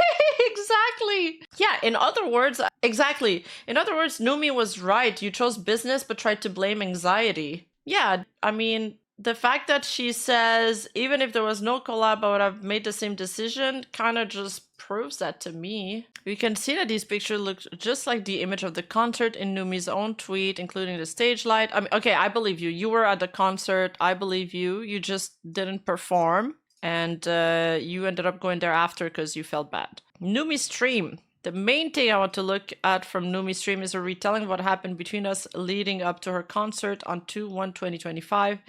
Is she gonna say that Numi also lied? Below is the full transcript of everything she said about it, so you can see it in full context. I'll be breaking down the bullet part underneath that. Okay.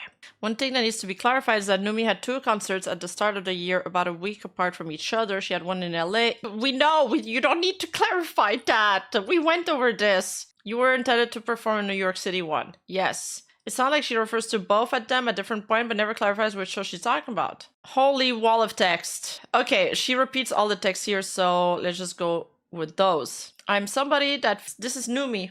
Shylily streamed on the launch date, which was 1/31st. That was the launch date. Numi's concert was February 1st. Sinder scheduled it on Numi's concert. Oh wow, it wasn't even the V-Card launch. That's crazy. I'm somebody that I feel if there is an issue, I want to talk about it. It's uncomfortable, but it's something that I always want to do. And there was something that happened between us a couple months ago that I had talked to her about for months that she agreed to and was super excited about. But any other things that I heard about were not from herself, but from Red. Numi's first and only message to me about her concert was on November 25th, 2024, where she invited me to go, and didn't say anything about performing. This was about 2 months before her show in NYC. Combat CYU! Read how bloated this tactical doxy is. Yeah, it's pretty bloated. Thank you for the 1 month. And that's why Numi and Shylily were mad, because she made it seem like someone else scheduled it, and the only other person in the collab is Shylily. Yeah, exactly. And she told that to Numi. And then Numi probably showed the screenshots to Shylily. So of course Shylily is gonna be mad, because then your friend's gonna be mad at you, like this was your fault, and this wasn't her fault. She had message Red on 9/1/2024 about me either performing or going to her show, but this never went anywhere and she was never given an answer. Her next message about the concert was to Red a month later on 12/26/2024 to start planning things. She did not message me about it. This was about 5 weeks before her show in New York City. I agreed that my issue was the fact that I never knew how she was feeling. Anything that I was told was from Red. I agree that I should have talked to Numi much sooner than I did and been open with her from the start. I was wrong of me to let Red communicate my feelings for me. Numi never messaged me about the show or how I was feeling about it. Only Red. She never told the public that she went to Red in their DMs for comms about this. So who cares? Why you... She's always like deflecting blame, deflecting excuse. Can't she be graceful about it? I just had a bunch of different reasons for why potentially they weren't going to be able to do it. I was very close to the date a week and a half before when I got told about that. Red messaged Numi about why I might not perform over 3 weeks, 22 days before the concert in New York. She says it was very close to the date a week and a half before when I got told about that. And Sinder says that it was more time. It was 22 days before the concert that she told her that she couldn't perform. Yeah, it does hinge on... I don't remember ever speaking to Numi in person about it, even though Numi says it. And Red says he would message me the year before, but he lied about that. And so you gotta believe that first, and if you don't believe that, then it's Numi didn't try hard enough. Yeah, Numi didn't try hard enough to contact me. She went through Red. And they even spoke about like matching, wearing matching t-shirts. But then she forgot that she had her concert on her calendar. That's also another part that I don't get. And I think the thing that sucks the most about it was because from her perspective, she was talking about how excited she was, and then it was the same day from him that... So her talking to Numi in person, that was before she starts the days countdown. Because she says she only got... You know, they only started talking a few weeks before the concert, yada yada. On the same day as Red's message to Numi above, I messaged Numi about the matching shirt she was making for us. I was excited about wearing them to the concert or during our collab in the hotel together and said nothing about my performance. I understand why this was confusing in contrast to what Red said to her earlier that day. Yeah, it was before. Okay, so it really all hinges on that. Her entire argument, even the time argument, it all hinges on her... I never spoke to Numi then, like I never spoke to Numi face to face about the concert, which no one will have proof for that. Man, this is really her thing. She does this throughout the document. Everything that we don't have, that nobody can prove, everything that happened verbally and not via text, she's denying. Okay. 3 days later is when Red told Numi I wasn't going to perform. This was 19 days before the concert in New York City when Numi said a week and a half before. I can only assume she was talking about the date of her LA concert, which I wasn't performing at all, but even that was a day under 2 weeks away. Okay, well, maybe Numi made a mistake here. I have my music friend Holmes who spent, you know, dozens of hours working on the set list for us, you know, me and my office drummer to perform. So is she calling Numi a liar here? We put a lot of effort into this together. I asked every single month for months. I wasn't told about it until it was at a point where we literally couldn't find a replacement. Numi told Red in December that they already had a set list made with an opening for me to perform one of my own songs if there was any songs already planned in the set list for me to perform. It was never communicated to Red and I. And Numi didn't try hard enough. He should have tried harder. I don't know what Numi means by ask every single month for months and I wasn't told about it until it was a point where we literally couldn't find a replacement. Numi's message above to Red was the one time she asked either of us about my performance in the concert and the only time she messaged either of us first about planning it in general. But what about the time where you two spoke face to face? That was before that. Oh yeah, but she forgot. She did not ask either of us every single month for months when this one message for her was 5 weeks before her concert. On stream she said they literally couldn't find a replacement from me, but from her messages to Red, it sounded like she didn't need a replacement guest. It was her show. She had a set list made, and as far as I ever knew, I didn't include me at the time I pulled out. She told Red 3 days before he canceled that she never announced me as a guest and that I shouldn't feel pressured to perform or even go at all. Yeah, that's a great way to get a friend back. Take back all of your apologies from 2 sections and blame them.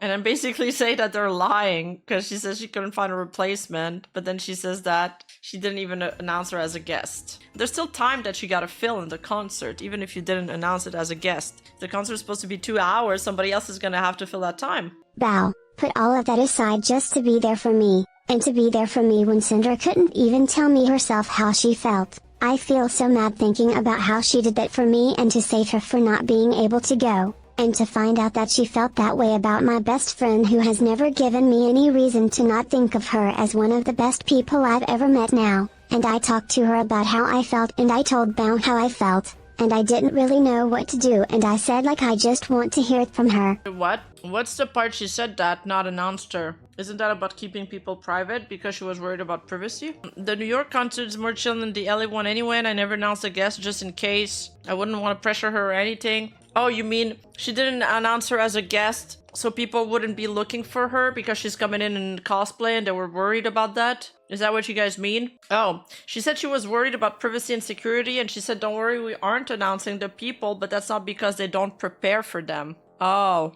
Oh, that the New York concert is more chill than the LA one anyway, and I never announced the guest just in case. I don't want to pressure her or anything with that, to be just only if she's 100% comfy. When Numi said Bao saved me for not being able to go, it sounds like I didn't go to her concert at all when I actually did. I did not feel the way she thinks I did about Bao as explained in her section of this document, and she was an infinitely better friend than I was in this situation. Numi said she told Bao about how she felt about me not performing, but never confronted me about it. At the start of this retelling, Numi said I'm somebody that I feel if there is an issue, I want to talk about it. It's uncomfortable, but it's something that I always want to do. I agree, I should have talked to Numi, but she made it seem like it wasn't a problem for me not to perform to Red. If it really was an issue like she's saying, she never messaged me either. I just wanted to know how she was feeling through all of this, and not through somebody else, and I said if she does come up to me and tell me that it's any other reason than stage fright,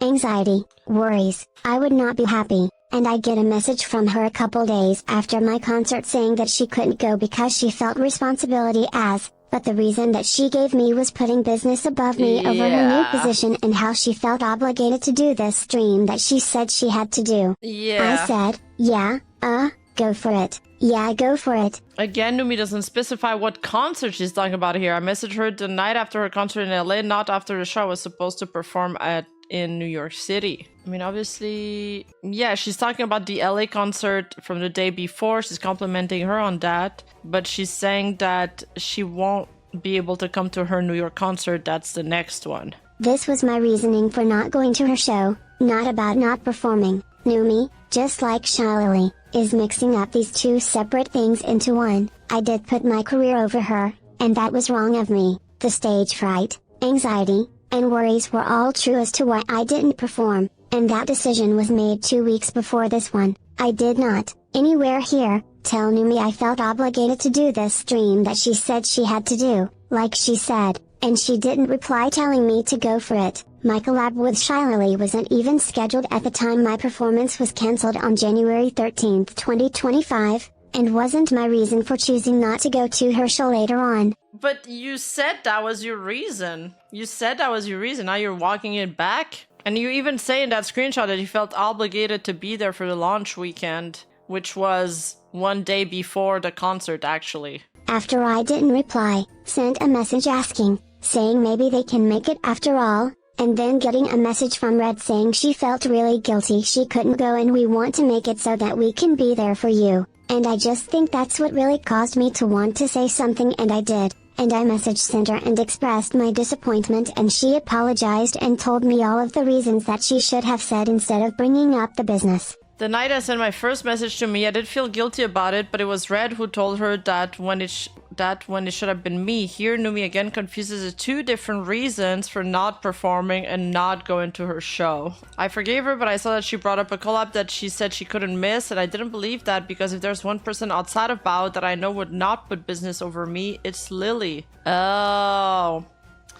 So I guess Numi and Lily probably did talk. Because she didn't believe. See, even Numi, the way she read the message, even Numi when she read it, she felt like Sinder was blaming the Shylily collab. And Numi's like, no, Lily would never do that. I found out that I was lied to and that this was something that could have definitely been changed and not have to be on the day of a concert. Where did I say it? It's true, it didn't have to be on the day of the concert. Where did I say that? Where did I lie to Numi and say that? What did I say is that I could reschedule the collab to make my mistake up to her. Again, they're saying that because of your message saying that I didn't know how to say no to Shylily. But she's like, now she's pretending to play dumb, and she's showing other screenshots rather than the one that they're referring to. And I don't like that. Because you've shown this before, and you know that's what they're referring to. I know, trying to pick apart Numi's message is so gross.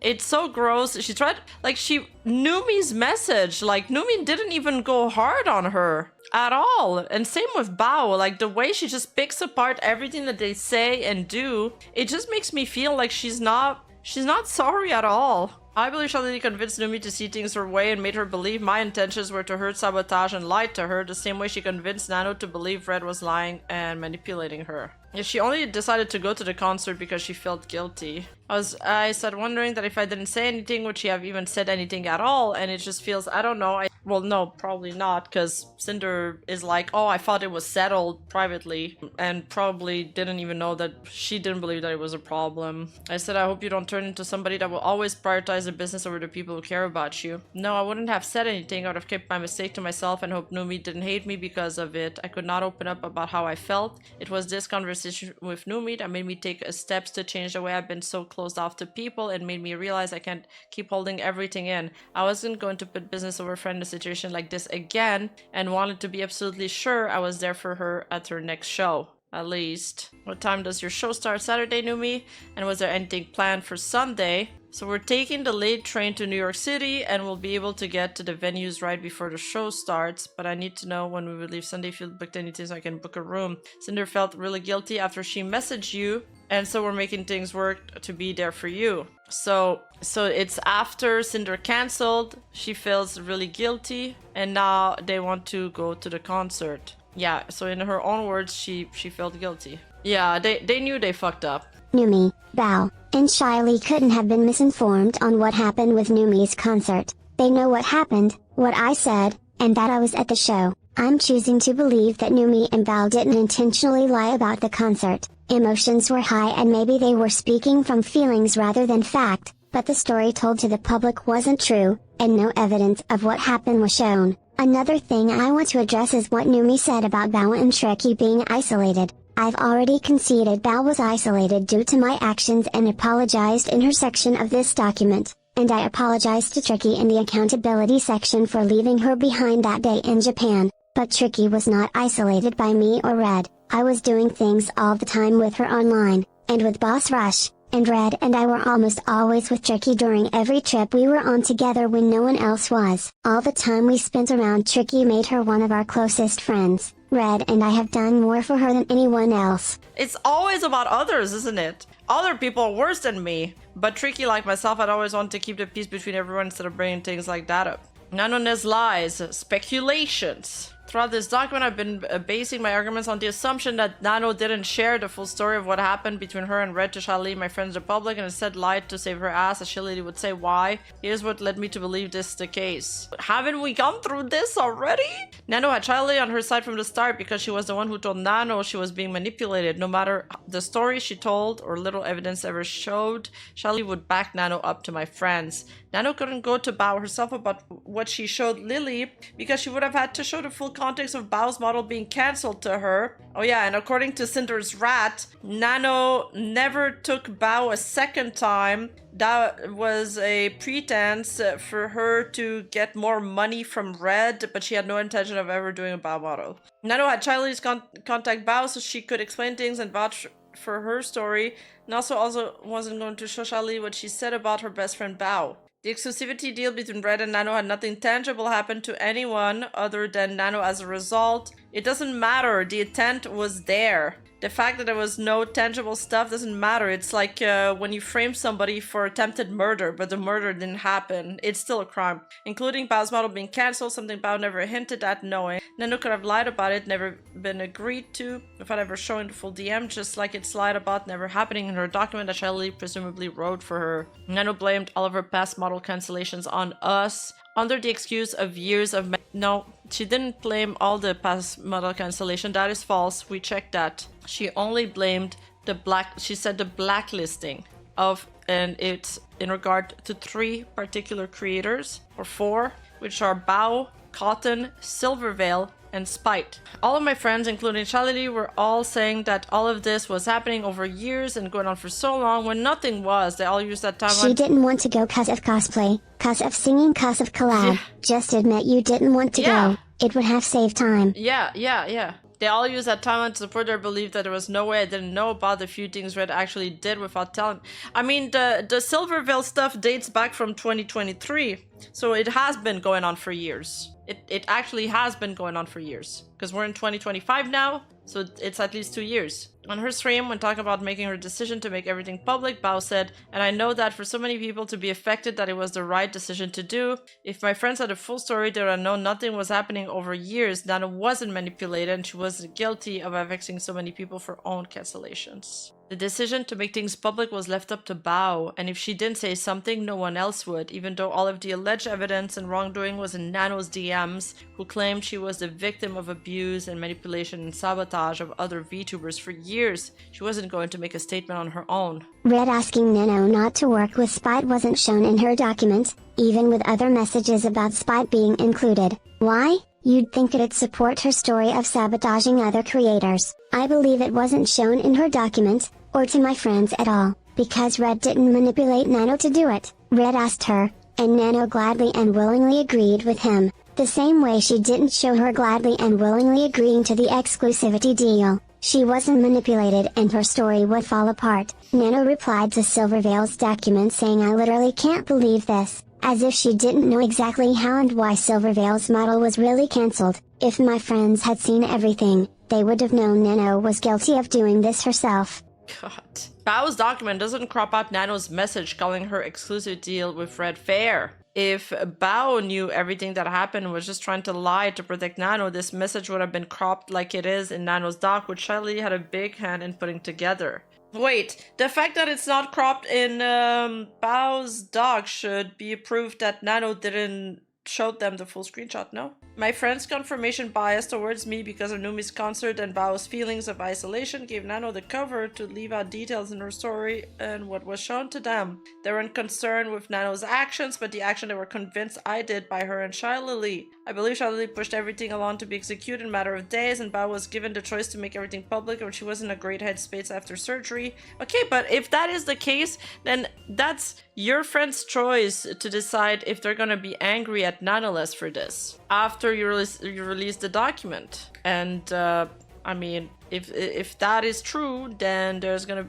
be a falling out, I suppose. But we haven't heard of a falling out yet, so I'm waiting. There's also wasn't a lot of time to think the evidence over, and no one communicated with me to find out my side of the story. It is more believable that one person lied with the support of another. Oh my god, we're so into the wild speculations. When I started this document, I was under the belief that all of my friends lied about what happened to protect Nano and hurt me for Bao's sake. As naive as it may be of me, and even though there's evidence for that actually being what happened too, I'm choosing to believe that wasn't the case. If I'm, instead I want to pin the blame on 2 people only. If I'm wrong about Nano lying to my friends, they actually did see everything in her DMs, then that means they all lied about me. It's also plausible Nano shared more of her DMs with Shylily than the rest of my friends, since she helped Nano put her... Again, does she help Nano put her doc together, helping her lie? Wait, before that she was claiming that Shylily wrote the doc for her, like the entire thing. Even though she claimed she was a victim, Nano didn't hesitate to post the most recent artwork I commissioned from her only 2 days after she posted her document. She's like, she claimed she was a victim and she posted this after, and the post literally says, I forgot to post this since its debut, but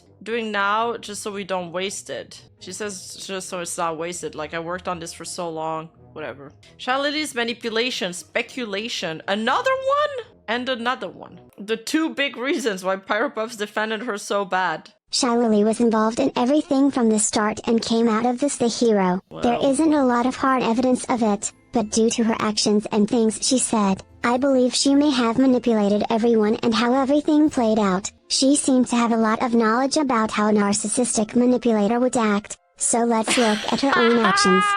Shylily lied to Nano and manipulated her to believe she was being lied to and manipulated by Red about the things he was saying when she wasn't. Shylily most likely wrote Nano's document for her. She used Nano's information to tell whatever story she wanted, writing lie after lie, and then had it posted as if she had nothing to do with it. On her stream, Shylily said that she was afraid of how I'd manipulate my way out of things after the documents were posted. With that, it's possible Shylily could have been the one to instruct Nano to separate herself from Red, and I due to the threat of being further manipulated, being why Nano cut contact with us through Akira. If Shylily told my friends the same thing, then I'd support why no one ever reached out to talk to me. Oh, there's more TwitchCon drama that just dropped, guys. Back to this. Shylily was the one who saw me as greedy and jealous, and I believe she pushed those ideas to my friends and convinced them those were my motives behind their claims. I like that, like, she felt that way about Silver, and now she's trying to say that Shylily's the one that feels this way about her. Just like she also thought, you know, Spite and Silver probably felt this way about her. It's funny, it's like the back and forth. Shylily's reply to my apology starts with manipulating the public to distrust everything I wrote, and the rest is filled with lies to turn everyone against me. On stream, Shylily basically told her chat that they're stupid if they don't blindly agree with her and her retelling of events, that I'm the narcissistic manipulator. This started because Shylily lied to and manipulated Nano, my friends, and the public wouldn't have had any reason to distrust anything Shylily said, and they had other reasons to jump to conclusions too. Shylily didn't like me for her own reasons and wanted to hurt me because of what was said about Bao in Nano's DMs with Red. She brought everyone together and manipulated things along to turn everyone against me, then admitted on stream to all of the slander Red told Nano. The reward for lying, speculation. After lying about our years of working together, Nano was rewarded with over 50,000 followers on Twitter and a waifu cup with Gamersub, a makeshift plushie, and everyone in the world wanted to work with her, the support and praise of the biggest VTubers out there, and then the sympathy for everything she endured while working with me. A makeshift plushie was probably in the work for a while. Oh, it's in August? Maybe, I don't know. I don't know how long it takes. Nano Cup is up. Shylily not only replaced me in my own group of friends, but as the hero of the story, she gained the biggest and most consistent growth in her viewership after canceling me out of everyone involved. I'm the greedy one, but Shylily didn't miss the opportunity to capitalize on her new hero status. I like that she keeps saying she's a hero. A week after she tore me apart on her stream and dropped her limited edition Blowhole Blast. Why is it called that? Blowhole Blast. Nano and Shylily lied to each other, then lied together, each for their own reasons. Nano to avoid any accountability for her actions and stay in the good graces of Shylily and friends, and Shylily to get revenge for Bao and take out someone she didn't like, and admittedly never did. They both gained the most out of doing this, and possibly never knew they lied to each other's faces for their own ends. Now, Shylily may have replaced me as Nano's new Sinder. Judging by what they're actively working on together, they couldn't have made my point for me any better. What? She's really putting the models side by side to prove her point? That she's the new Sinder? Oh, because of the horns and the bodysuit? I'll see it. A skeb with Shylily. There's one last thing I want to show to really cover all of my bases. I didn't know where else to put it, so I've added it here. I asked Shylily if I could get a skeb of us together after it was delivered. I intentionally waited about 3 weeks to send it to her so I could post it closer to my original VTuber debut date that I was preparing for a year and a half. I messaged Shylily about getting a skeb together in Jan. This was our first time talking privately, but we were interacting on Twitter back and forth a couple weeks before. Rona, can I ordering a skeb, the two of us? It would be cute. Oh, I would love that. The Water and Fire team is indeed really cool. Sweet, thank you. I'll send it to you to wear when you get it back. I'm excited. It'll turn out amazing. One of the first things Shylily ever privately said to me was that our teams together reminded her of Groudon and Kyogre. Dude, this was like a Delulu rat from the Sinder Defenders. I remember that. When she dropped her lore video, they were ratting that this was about her. Oh my god, that is so far-fetched. I can't believe she's gonna put that in her doc. I thought it was pretty cringe of her to say that as if she was some kind of box legendary in the skep she wasn't even helping pay for. Why are you... If you're gonna call her out for being petty, then you shouldn't be getting petty back. Even though she made this comparison, it's not that she'd ever portrayed herself in a Groudon and Kyogre-esque fight sequence against a fire-teamed enemy where she comes out as the hero and saves her friend, especially not just months after she took pleasure in and had a major role in canceling me. Oh my god.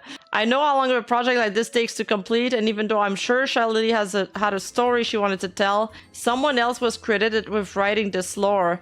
I just find it ironic that it happened. It's a 21-minute video. I sent Shylily the completed artwork on the 19th and posted it on the 6/23/2022, 2 days before my debut. Reminds me of Groudon and Kyogre.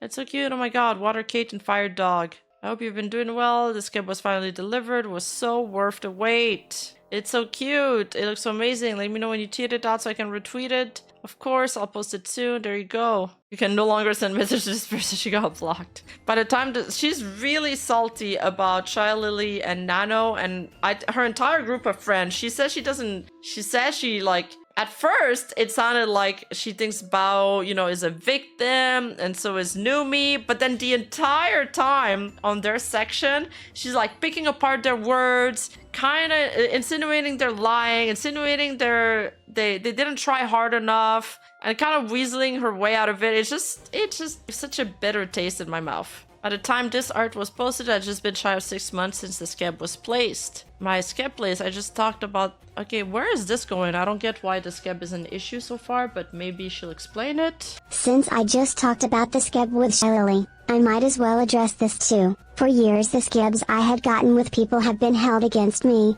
as if I were just using the people I got them with for clout. Shylyly's scab was the only one that I held off on giving her to post right before my debut. But that wasn't my intention when it was ordered that January. I was ordering scab artwork from January 2021 to January 2023, and about 3/4 of my scabs were ordered before my original debut on June 25, 2022. Before I was an actual VTuber with a model, I got scabs for fun, to show thanks to people, to grow existing friendships, and to have art to post on Twitter while I waited for my debut to be ready. Okay, well, I don't hold the scabs against her. Every VTuber I had gotten a scab together with was either with someone I was actively working with, had already worked with, or with someone who I was already friends with, or acquainted fault with. At the time I ordered them, I asked everyone for their permission to get one beforehand, except for the few cases it was a surprise meant to be a gift for someone.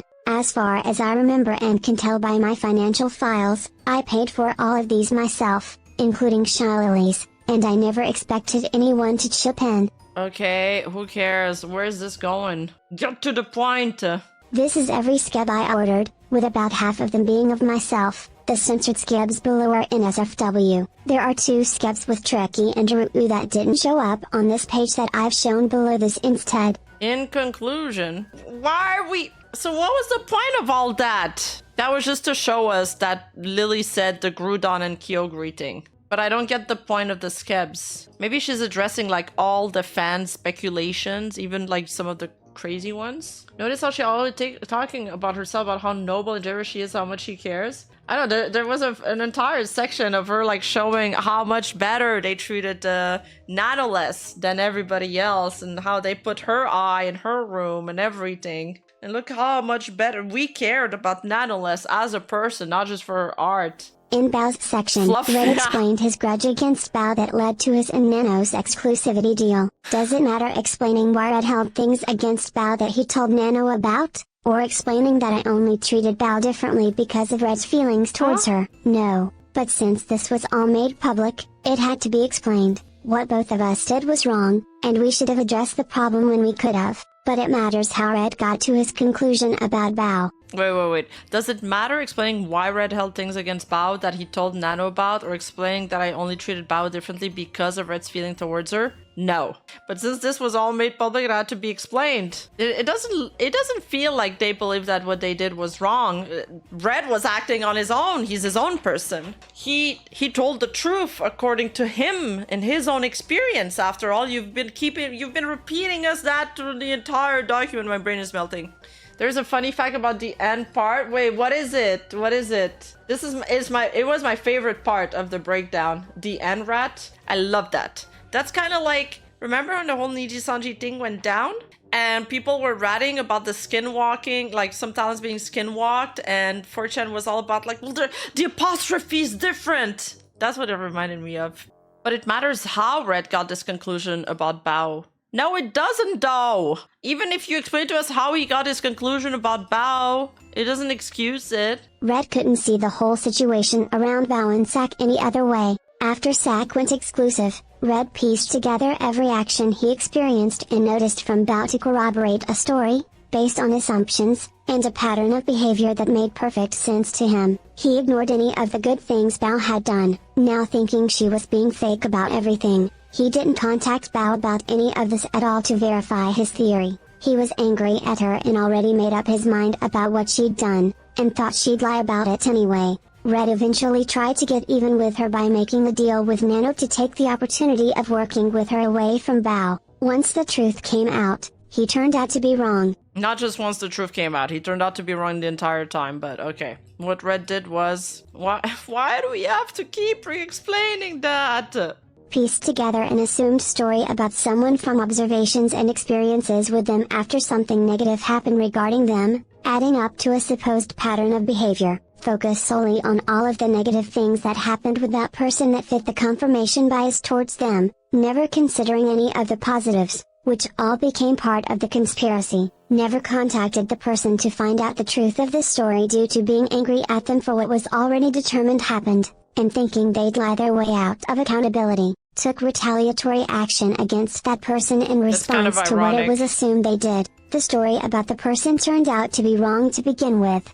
I love that they're like, well, Red never contacted her due to thinking that they'd lie their way out of accountability, which is literally what they blame Nanoless for not, for using Akira and dodging them, because she probably thought that they would lie their way out and, and same with Shylily. They're like, she never reached, after I reached out to her to ask her if anything was wrong, she never answered. Well, maybe they also thought that you would lie your way out of accountability. Well, couldn't Bao and my friends have done the same thing?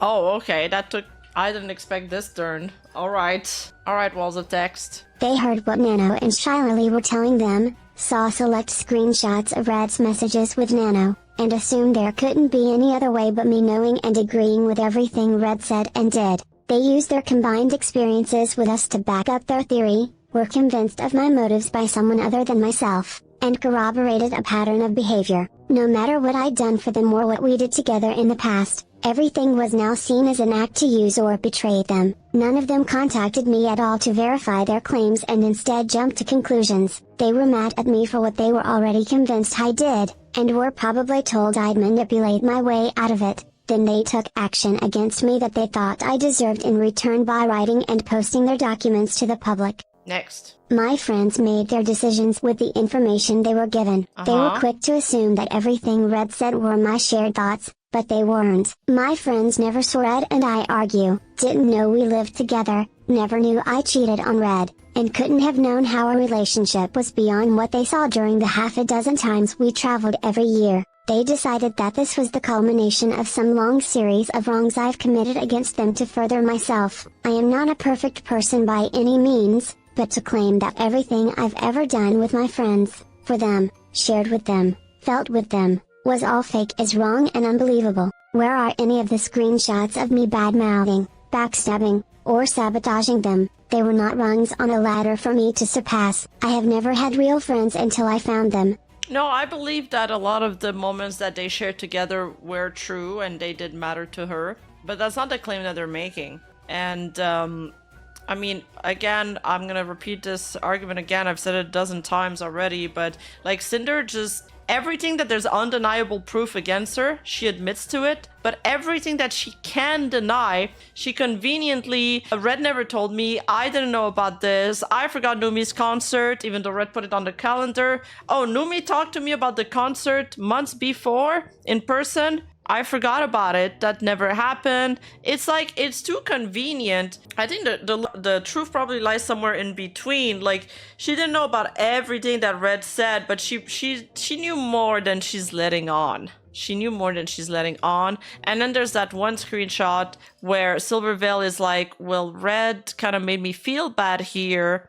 about the Silvervale stuff and about the having too many nano babies. It's not, I just want to make sure that you're on the same page with him, and Sinder was on the same page there, so they probably saw this and came to these conclusions. I mean, you did know about some of what Red was doing, and now about more, since you said you lied in the apology doc, your chance to come clean and didn't, like the Numi concert that likely contributing to Lily sussing. Yeah, exactly. They use their status in the community as some of the biggest VTubers around, ambushing the night, to publicly out the person they were falsely convinced was some kind of evil mastermind. They all did this together, so no one was going to question their group's corroborated story. It was okay to ruin me and ignore our history together because they were convinced they were doing it for the sake of friendship. If you asked questions, or asked for more evidence, you were banned, blocked, and silenced. Because how dare you question those grieving in this difficult time? The public wouldn't have known any better unless I gave the full context of what really happened in this document, rather than what was vaguely told to them through recollection and hurt feelings. Dude, we got the context, and it's worse than it actually was. It's actually worse because before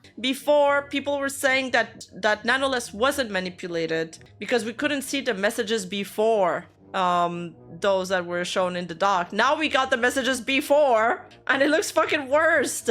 Or worse, is it worst with a T or worse with an E? I don't know about the conjugation here. Red speaks for me, except when he doesn't. Yeah, exactly. Bao lost out on a VTuber model with Nanoless, the artist who wanted to cancel it in the first place, and who convinced her it was my fault. Oh, it's worse with an E? Oh, okay. That does sound better. Thanks, guys. I decided to pull out of my unplanned performance in Numi's concert because of my own anxieties, and I was a bad friend when I made the choice initially not to be there for her. Again, you literally admit in these screenshots that you feel obligated to be around for the launch weekend as a gamer sub owner. The launch weekend was on the 31st. You scheduled that collab on the 1st, the same day as the concert. I lost my friends, my career, countless opportunities, and my reputation to millions of people has been ruined permanently. My name has been dragged through the dirt and has become an insult synonymous with insincerity and betrayal. I've avoided being spoken of like I'm a VTuber Voldemort now. And some people are pretending like I never existed. These things are not equal. The damage my friends have inadvertently caused to me is irreparable and immeasurable. All over conjecture, lies that were fed, things I never knew happened, and opinions I did not agree with. Whether they knew the truth or not, they all perpetuated lies about me to the public, and my life has been forever altered because of it. Despite it all, I forgive them? Really? Sheesh! Well, you could have had me fooled. It sounds like you hold a grudge.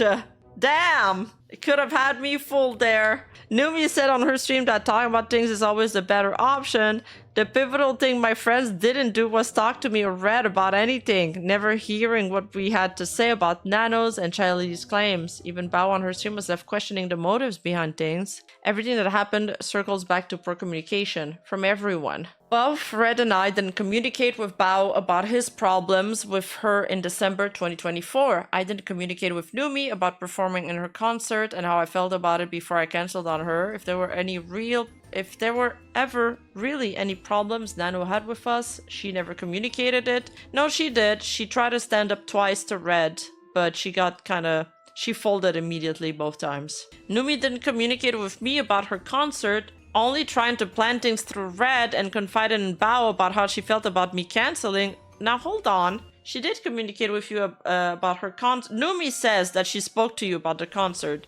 You say you conveniently don't remember. Like, your timeline starts after the actual timeline started.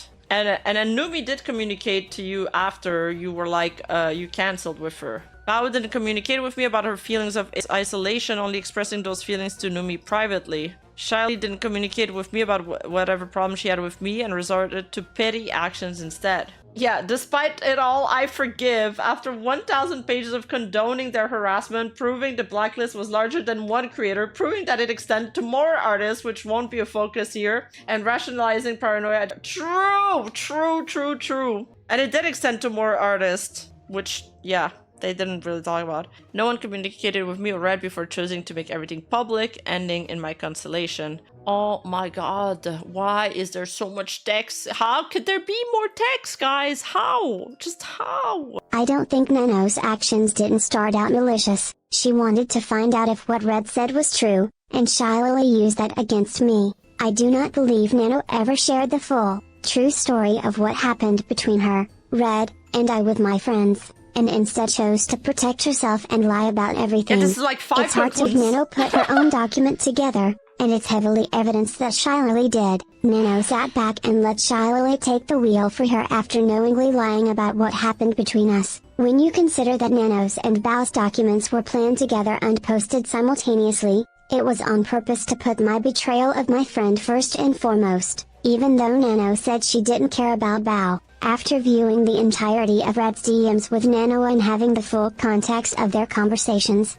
it's very clear that Nano's entire document was maliciously and deceptively written to push a false narrative to the public on which everyone else's claims could be based on, while using emotionally triggering language in its accusations throughout, with the biggest tuber, Shylily, supporting her. No one would question Nano's claims, even my friends. When put under scrutiny, there are so many details purposely left out, giving the freedom to tell whatever story they wanted that the DMs that were shown vaguely supported. Screenshots from conversations over 2 years presented out of order, missing context, and mixed and matched to fit a narrative, even going as far as to boldly edit a screenshot to remove a message. Claims were made without evidence, and straight up lies were told, meant to be believed by the public who wouldn't know any better. I feel like the added context didn't change that much for me.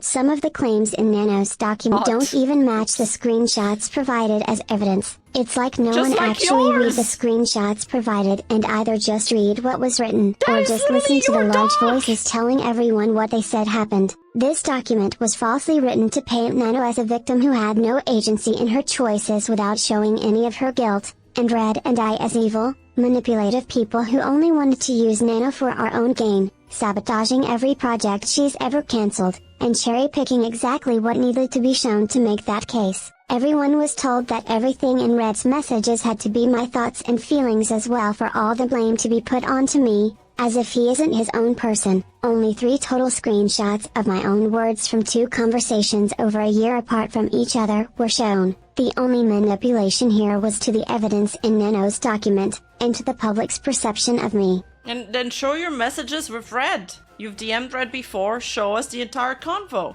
Neither of us sabotage any VTubers project with Nano, and they keep repeating that it's like that Nano claimed that they were behind every single model cancellation, but that's not true. She said a blacklist. That blacklist extended to 3 to 4 creators only, not the entire list. And Red is his own person, yeah, we've heard that one. As you've seen from our messages, we've always praised Nano for the work she did with others. I've always supported my model sisters, and I platformed them myself on my stream, even if I could It's like, no, I never talk shit about other people, because you see this other person, they did a model with Nano, and I praised them. Such a weak argument. And I platformed them myself on my stream if I could understand the reasoning behind Red saying more Nano models means they're less special. In the case of the exclusivity deal in January 2025, Red asked Nano not to work with Bao, Cotton, or Silverveil. Nano said she had a model planned with Bao that he didn't know about before, and Bao probably didn't know about it either. Nano offered to cancel Bao's model in exchange for payment of her own model's rigging.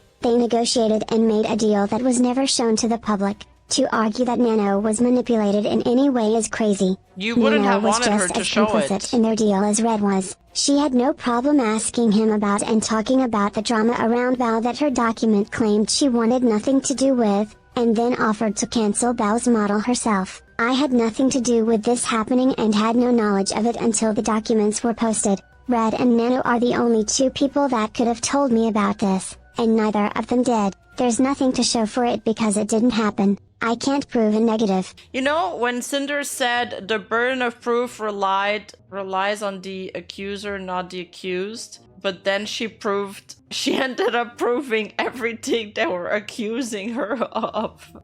She should have taken her own advice. Nano lied and pushed all of her agency of her own actions onto Red. Then Shylily and my friends took Red's agency away from him and his actions, and then blamed everything either one of them did on me. Nano used us as a scapegoat for her cancelling Bao's model when she was the one who wanted to do it in the first place. She cancelled Silverveil's and Cotton's models in November of 2023 and blamed it on us. And when she said she was going to take Silver's model back, she didn't, because she was healthier and less stressed. she cancelled 7 models in September of 2024, avoiding accountability for herself and implying to those clients that it wasn't her fault, it was my fault. I don't know if the 10 cancelled projects talked about in Rrats DMs with Nano was everything she ever cancelled, or everything she blamed us for with her She didn't blame but them it's for all that. he ever knew about. They're doing the strawman argument. She never blamed them for that.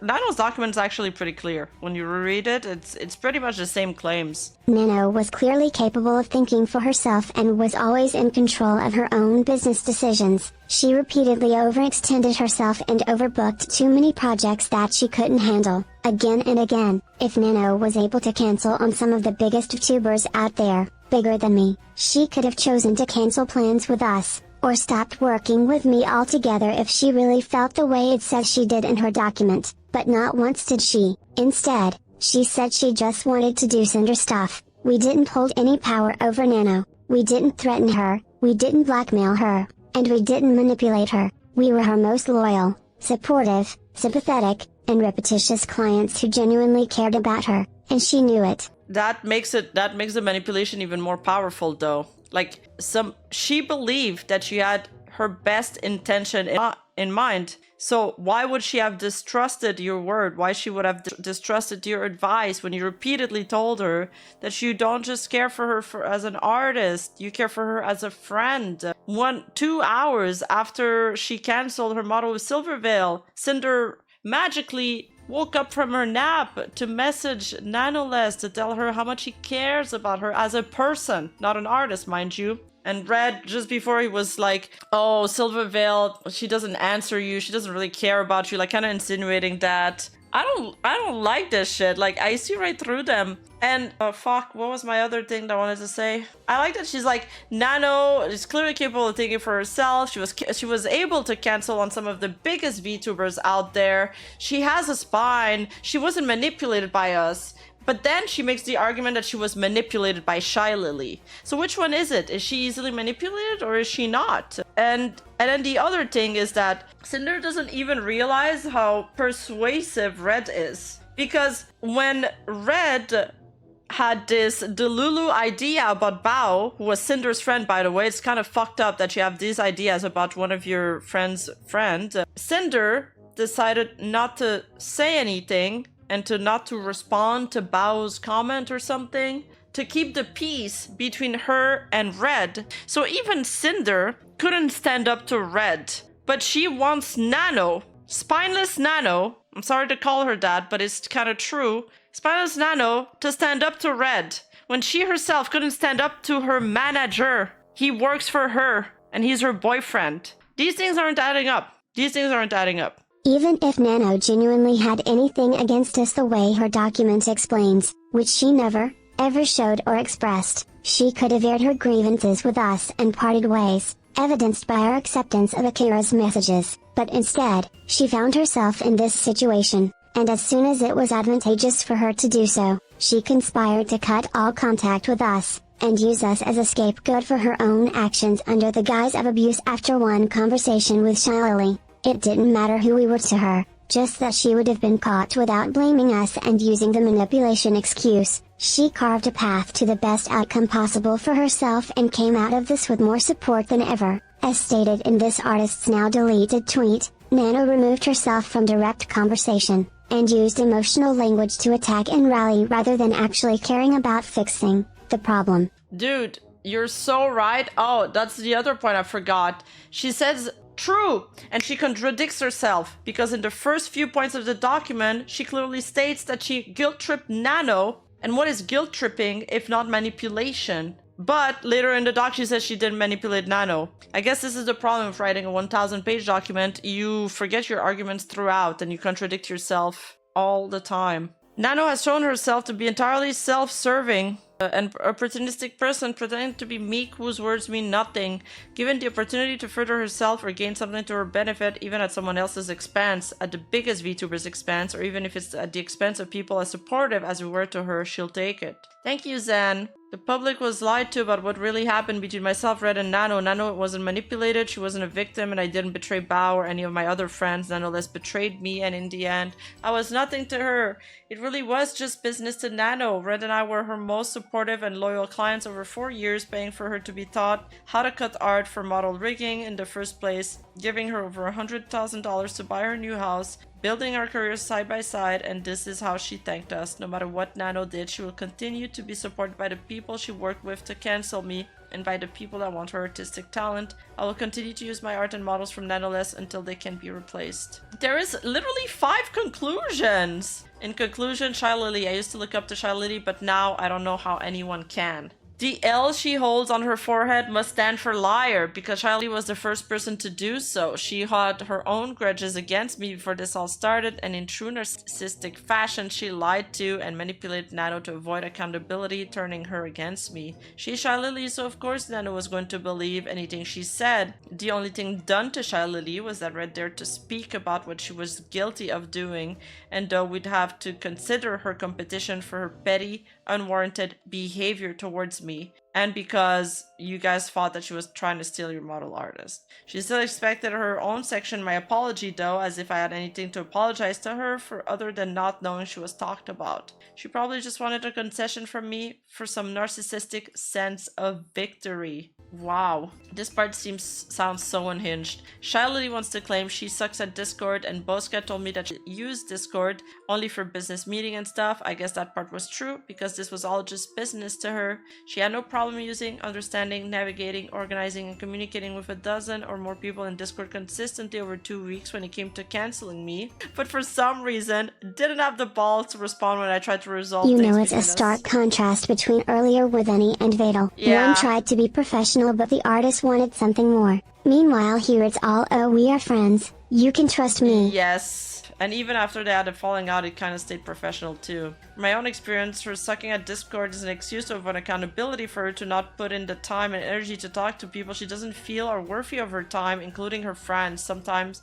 something I was attacked for. I am confident Shylily wrote Nano's document for her, used Bao as the emotional centerpiece, and told whatever story she wanted to tell. She hid behind the scenes, and she didn't really hid behind the scenes. She was all over that. She hid behind the scenes, kept her head clean of involvement, staying out of the drama until it came to dunking on my tweet and making sure it stayed down. She became the hero, defender of her friends, and turned me into a villain. She projected her own actions and behavior of narcissism, manipulation, jealousy, and avoiding accountability onto me, and convinced all of my friends of it too, while manipulating everyone to believe everything I've ever said was me lying through my teeth with words like honey.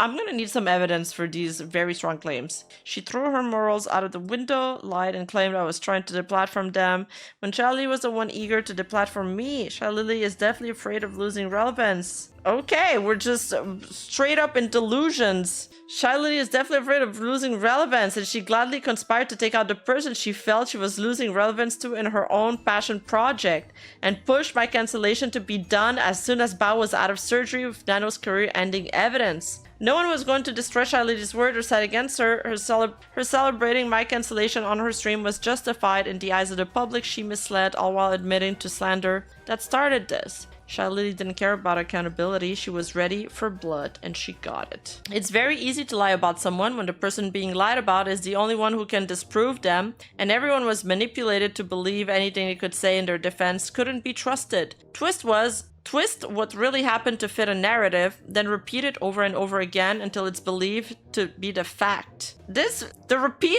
sounds like your doc, though. The repeat it over and over again till it's fact. Sinder took no accountability, Sinder knew everything, Sinder betrayed her friends, it's just business. And no matter how many times they claimed Sinder did this and Sinder did that, it doesn't make any of Red's actions my actions. Well, he was your manager, and he conducted business dealings on your behalf. Any evidence shown of my actual involvement was near non-existent, and she was gonna take him back as a manager. And he helped write this document. Just because they corroborated their stories and told them loudly and emotionally doesn't make them true. If you need to present your evidence dishonestly, out of order, out of context, even doctoring it, and then make claims that the evidence doesn't even show, then maybe that evidence isn't reliable and the real story is different from the story being told. Okay, but if you need to show all of your evidence, and then have like 8 paragraphs explaining why this sentence wasn't meant to be taken the same way everybody else reads it, then maybe you're the problem though.